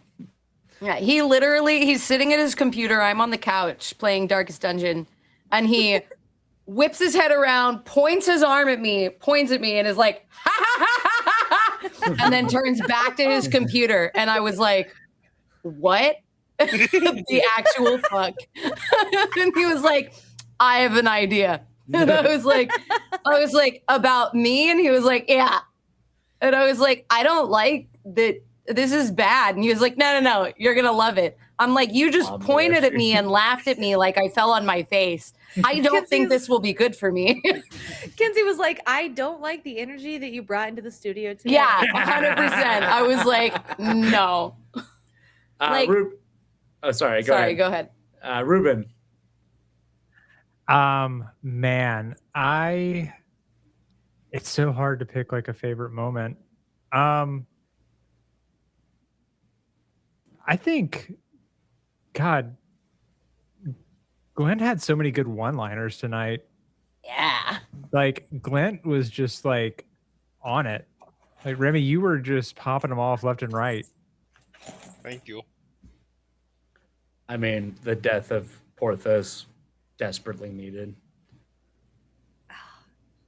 Yeah. I can't Honestly. believe if they join a fight now. JK? Definitely the Avengers moment. That actually had my jaw dropped for like 5 minutes straight. Hell yeah. Dude, I knew that moment was going to kick so much fucking ass. Dude, so sick. It really did. Honestly, I was like, holy shit. Oh. Just remember, he Hold could have on. hit you for 100 damage if you wanted to. It makes me think back to the very beginning when he like totally iced that one guy with the sword, and we were like, "Should we fight this guy?" And you were like, "Don't fight this guy." And I'm like, "Oh my god!" I I'm was glad like, we did not wow. fight this fucking guy. Yeah. That's crazy. That's why I like tried to really preamble the first. Like, if I ever made this game, like, if I wrote it out as like an adventure path, I'd be like Alteus cannot be like fighting Alteus cannot be an option, or like game over, game over right then and there. You know. It's terrifying. Fantastic. Let's look at these stream memes and then we will be done. Darkman trying to waste the hero point. Thank you, Darkman. The Omega Leshy. I don't know what show this is from, but I fucking hate it. I don't either. So who was it that said scary salad? And I was like, oh my God. Good job. Pup of Darjeeling, I think. Arania trying to choke Porthos. 100%. Sarai, probably. You know, this is so appropriate. Oh, guys. Everyone, please level up to level 5. Yes! I was gonna ask that. I can don't, dude. Buckle more swash. There's Guys, no way we didn't level up. all of that bleed damage that I do when I blood frenzy is doubled now. Let's go. And don't forget, you heal from it too. And I heal from it. I'm gonna have to. I'll start doing that properly. Like it can be like someone actually taking bleed damage. I mean, if you Fine. remember, like your vomit swarm, if it's an AOE, that means everyone that gets hit by it Mhm. should theoretically be taking bleed damage. Yeah. Pretty sure JK came up with scary salad. Yeah, I think that was JK. Yeah, that was me. That Nice. was me. Great joke. Aurania's Incredible. smacking Porthos's mace away. Get that shit out of here. Actively choking him and then also fucking up pulling threads so he can't hit anyone. Glint's mermaid, come to mama. Why? It was the way you said it. You were like, you can always. Yeah. I was like, oh, well. Come on. I'm going to flirt with everybody at least once. Aerobus, go get him, Tiger. Ruben giving his mind to the ghosts. Yes, indeed. Now you're going to have Jarvis now, Ruben. Wow, that's great. Because he's not going to leave now. Oh boy. Glint getting stepped on by a giant statue. Oh. People were not letting Glint get away with being stepped on. It's just such an easy thing to gif. Yeah. Altea's POV looking at Glint. Daddy's home. Sometimes you guys say stuff and I'm just like, I can make that into a meme. Yes. Green fire murder, Daddy. The statue about to crush Glint. That one's so good. Showing up like the Undertaker. Corwin stabbing Porthos. Fucking angry. What is that from? I don't know, but that's the brain right there. Giant statue. Call the ambulance, but not for me. I love that. That's one of my if you don't get your ass back to the That's castle my right now. It's like, I threw a tomato. if you don't get your ass. That's so for real, fucking though. funny, dude. Porthos That was realizes really sanctimonious hypocrisy can't save him. I must get up here as quick as possible. Shot. The party hitting For potions real. at the initiative. Yep. Mhm. The party trying to get to said potions. Give me the potions. Give me the potions. All I can think of when it says Chapel of Thrones. Kinsey! What? Chapel of Every Thrones. time, man. He's like the Chapel of Thrones. The It's other thing such an is you appropriate always name say that you guys immediately turned into a joke, and I'm like, you also always say the full thing, the Chapel of Thrones. Yeah, So, it's your like- fault. It's your fault. Like if you just casually referred to it as like the chapel, it wouldn't happen. But because you specifically keep saying the Chapel of Thrones, immediately in my head I'm like, ah yes, the Chapel of Thrones. to this dude's soul we just stole. Look at me. I am the Dark Lord now. When it says the title sequence, he said it. He said it. He said it. Yeah. That was a good Peter Griffin. Oh, The Eye of Sauron. Now stop. Eye of I Sauron. know. You said it. I know. You I said know, it twice. I know. Oh no, I know. I hadn't should've even called it thought. I should have just called it the Light of Sovereign. But like people say that in like their prayers and shit like that, so I thought it might be confused. A second statue has entered the square. That one is so good. Oh my god. The rest of the party during Glint's speech. Frustrated going, we get it. You have a big vocabulary. Yeah, congrats on your big vocabulary. Man, woman, white, black, poor, rich, Asian, weird, ancient, virgin, wizard attacking innocent people. Yeah, fuck that guy. Yeah. Technically, he was a monk. Watching the statue kill the Scathelings. It's unnecessary. There's no reason for this. Agreed. Sorry, John. We gotta make more. Glint's backlash. Yeah, for real. Arania the whole break right before she platformed.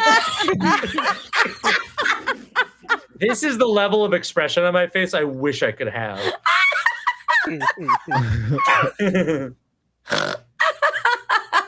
Aaron lighting the last few sessions. Aw, thank you. True. And then on the edge of my seat. Who'd Aaron when he starts circulating drugs? This. No, I just want to be super clear. I want to be super clear what happened. Molly showed up, gave you an early investment into your government, and then used that leverage to start distributing drugs into Ruin City. This is on you guys, not me. I was into her dream sticks. I don't see the problem. Feel free not showing this one. I just saw that. What do you mean, John? This is comedic genius. Why wouldn't we show it? I mean, it's so fucking good. That means getting revenge for Lucky, I'm sure. Oh my god, hilarious. Ladies and gentlemen, people of our audience, I hope you're also here to hear me say this. Thank you so much for making season 1 so much fun. This has been such a great experience for me. It's been a great creative outlet for me, and hopefully for the rest of my players too. To my players, you guys make it so easy to write for because you are talented. Your ideas engage me constantly, and I just have such a good time role-playing and making up stuff with you that the things that we improv together end up being my favorite things and not the stuff I actually write. So thank you guys so much. You guys are wonderful.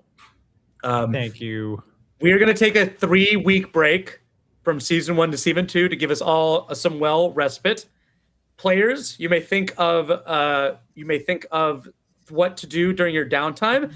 All of the next sessions after we get to season 2 is going to be kind of a slow roll of us chewing through that long 3-month bit of downtime. For our players and people here, doesn't mean we won't do something here at Nerds Can't. I may just get on still at our normal time and have some fun. Please engage us on our Discord. If you want to see anything in season 2 that you didn't see in season 1, if you want to tell me what your favorite thing in season 1 is, if you want to pitch an idea to me, I'm just a normal guy. You can just message me on Discord. That's what Discord is for. It's crazy, right? You just talk to me. For everyone. And he loves talking about this campaign, so you're dude, not and going to be Kinsey's bothering tortured him. by it. She's so over it. She's so done with it. So please. Only because you can't actually tell me anything anymore. So he'll always be like, I got this really great idea. And I'm like, just. I was going to really fuck y'all up later. Right. See, that's how she acts. But wasn't the idea I had cool? I had a good idea for you. Points at me. It's not always bad. It's not always bad. And laughs. And then just goes about his business. I can see how that would be disconcerting. It's really stressful. It would be. Some of us have anxiety, Aaron. You can just point at us and laugh, randomly. I have to hold the lockbox of secrets for this whole game, so don't talk to me about anxiety. You need a battle buddy. Somebody please. Yeah, dude, I do. So please message me. Relationship counseling short when. Indeed. Jonathan Taterman, do we have somebody to raid? Do we ever? We were supposed to do Kyle the DM, and I think we should do Kyle if he's around. I'm thinking for season 2, maybe I'm not gonna wear the nun stuff. Yeah. You know what, Queen? I'd still be wearing a cloak, but it's literally too fucking hot for that right now. Yeah. Mm-hmm. Totally I need to figure out what my look is. I'm sorry, Kyle. Not all of us have good air conditioning in our streaming spaces. I Good struggle, for you, though, man. man. Good for you, though. You can't even see how much I'm sweating under this cloak. I'd And a wig. Can't wait to get that shit off, right, buddy? I kind of like the wig though. It's hot though. They're hot. At least it makes me hot. I'm ready to. Well, I'm it's the same bald thing under with here, the so cloak. like I have like ventilation. Like I have a lot, insulation. Ventilation. like a lot of the heat like comes out of your body through the top of your head. So. Is Daniel the DM available, John? No, I checked already. He is Dang it. unfortunately gone for the He night. must sleep at some point. And I we did need to send circle you a back link 'cause I to. missed him last time. Who? Bye, Ninja Cat. Hi, Ninja Cat. Bye. But Crit Hit Chronicles, yes. Crit Hit Chronicles is available. Yay. Do that. I'm gonna send this to a raid to Crit Hit Chronicles.